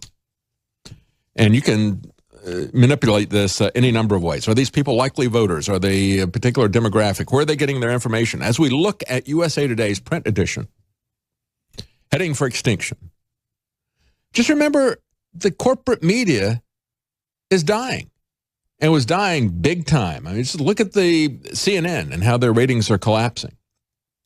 They can't even get anybody to watch their Democrat debates. Nobody watched their town hall on Thursday. And that's really a shame, because people need to really know what kind of a threat the Democrats are really posing to us, and their slavish devotion to the intolerance and the hatred of the LGBT community, the pedophiles. You need to understand where these people are coming. They are the most hateful and intolerant people you'll find anywhere. I mean, this whole thing about, hate speech and all that kind of stuff, it's really being driven by that LGBT agenda. And these people are ready to really ramp it up, and the Democrats are begging to do it for them. Even Saturday Night Live was laughing at the shameless pandering of the Democrats. That's why they didn't want you to see that. But as we see the old corporate media dying, and we saw the ascendancy of independent media, the cyber tyrants stepped in, and President Trump is not doing anything to stop that trend. And if he's going to allow them to establish a new point of media control, and actually, when we come back, we'll talk about the fact that they're doing that very thing. We'll be right back. Stay with us. Welcome back. Folks, I think there's a major blind spot from President Trump that is really, really dangerous, and that is his blind spot to free speech. As we look at the death of old media, USA Today's print edition, and again, anybody who remembers 30 years ago or so, USA Today did a great job of infographics. It was in color and so forth, but they've kind of, fallen off the top of their game, but also been replaced by online news, typical of how online news organizations can do a better job of print. If you ever see these things as you're traveling in the hotels, you realize that their news is a couple of days old, and they just can't respond quickly enough. And so the internet gave a level playing field there, and it gave us a free marketplace of ideas. That's why these people are shutting it down. And yet, President Trump and his administration are stepping in there to rescue them. It's absolutely amazing. Lawmakers of both parties, reports The Hill yesterday, hitting the Trump administration for including a legal shield for these cyber tyrants in these trade deals in both the U.S. Mexico-Canada trade agreement, USMCA, which is a big mistake. President Trump rightfully did not get us involved in the Trans-Pacific Partnership. Instead, he's making bilateral trade agreements with Japan. Good idea. That's exactly what we need. Perfect thing.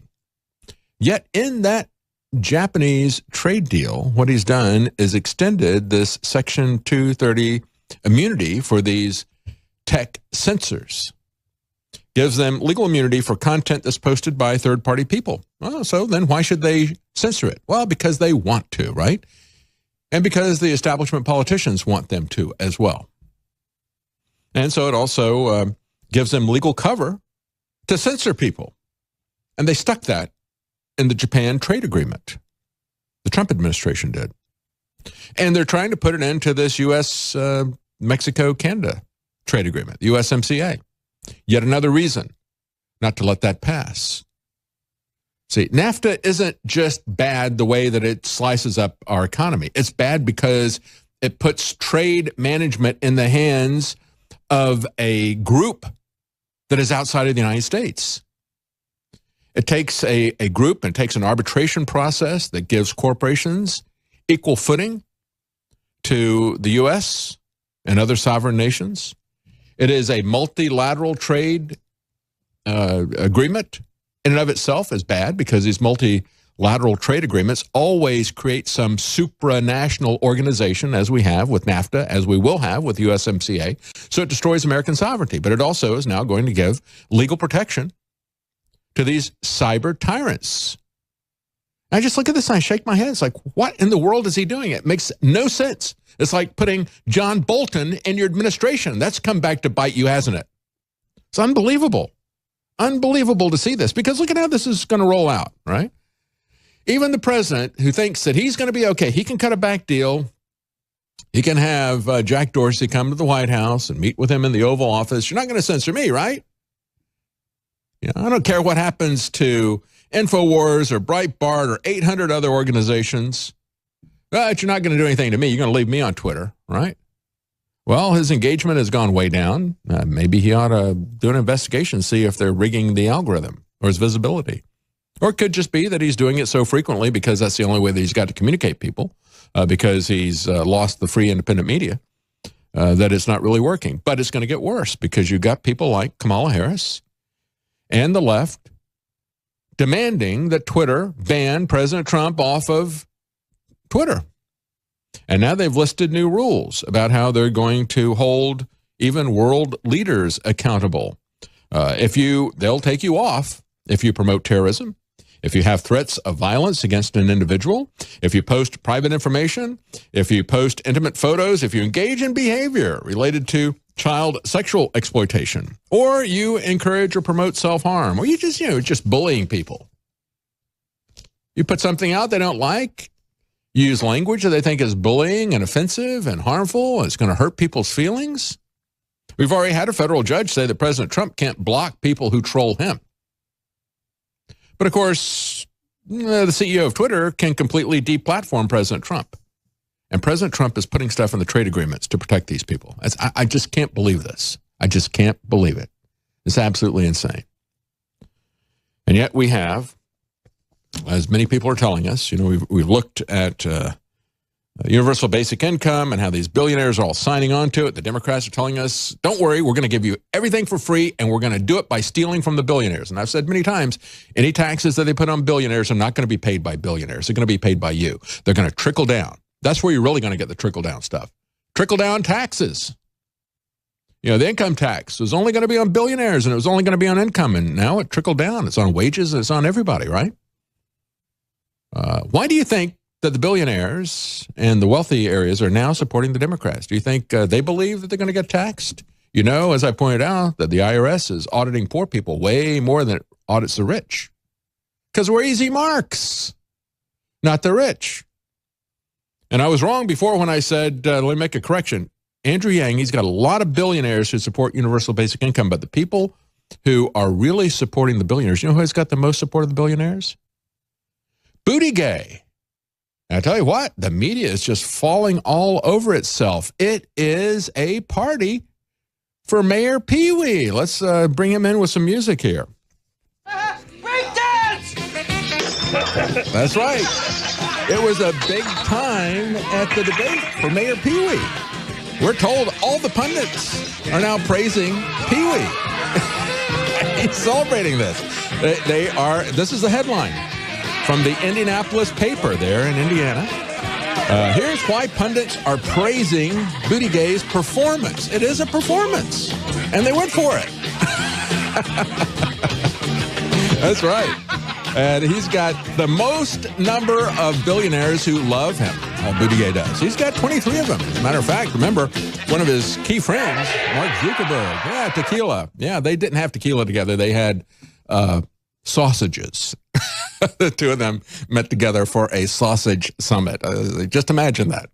Buttigieg eating sausage with Mark Zuckerberg. That's a picture for you right there. And then we see all these other articles out. The New Republic tells us that Buttigieg represents the moderates. And then we find from The Week that Buttigieg gets enthusiastic applause from conservatives. Everybody loves this guy. I mean, it's party time for Buttigieg. Conservatives love him. He's moderate. The billionaires love him. He's got 23. The next closest in terms of number of billionaires giving him money, showering him with cash. He gets 23 of them. Next closest is Corey, who gets 18. Kamala gets 17. Biden gets 13. I mean, he's got way more billionaires in his pocket than Biden does. So, we look at this and we're moderates, conservatives, LGBT, everybody loves this guy. I mean, he presents himself as a Christian, except that he deconstructs Christianity, and he actually is a Marxist, but they don't talk about that. It's absolutely amazing when you look at this. This is the way they have turned everything upside down, and they're going to be able to get away with this if they can shut down the independent media. Folks, the only way that you're going to have this news program and everything else that we do here at InfoWars is if we get your support. We've got some great products, natural, safe, effective, and very affordable right now. 40 to 70% off of dozens of products, all with free shipping, double Patriot points, 50% off Knockout. That's our all-natural sleep aid. 50% off Bod Ease, our all-natural anti-inflammation. We also have the Super Blue toothpaste, 50% off. That is the best toothpaste I've ever used. If you haven't used it, you need to try that. We've taken out the fluoride, we put in the good halogen iodine, and we've got nano silver that fights bacteria as well as virus. Super Blue toothpaste, 50% off, free shipping, BioTrue Selenium. We have many different products there. Some of them even 70% off. Survival Shield, X-Ray Nascent Iodine, 70% off. You can find discounts on Ultimate Fish Oil, Krill Oil, Super Silver Skin Cream, many other products that you'll find there, and many preparedness products at InfoWarsStore.com. Folks, we really need your support, really do appreciate your support. I didn't get time to talk about what's going on with Syria.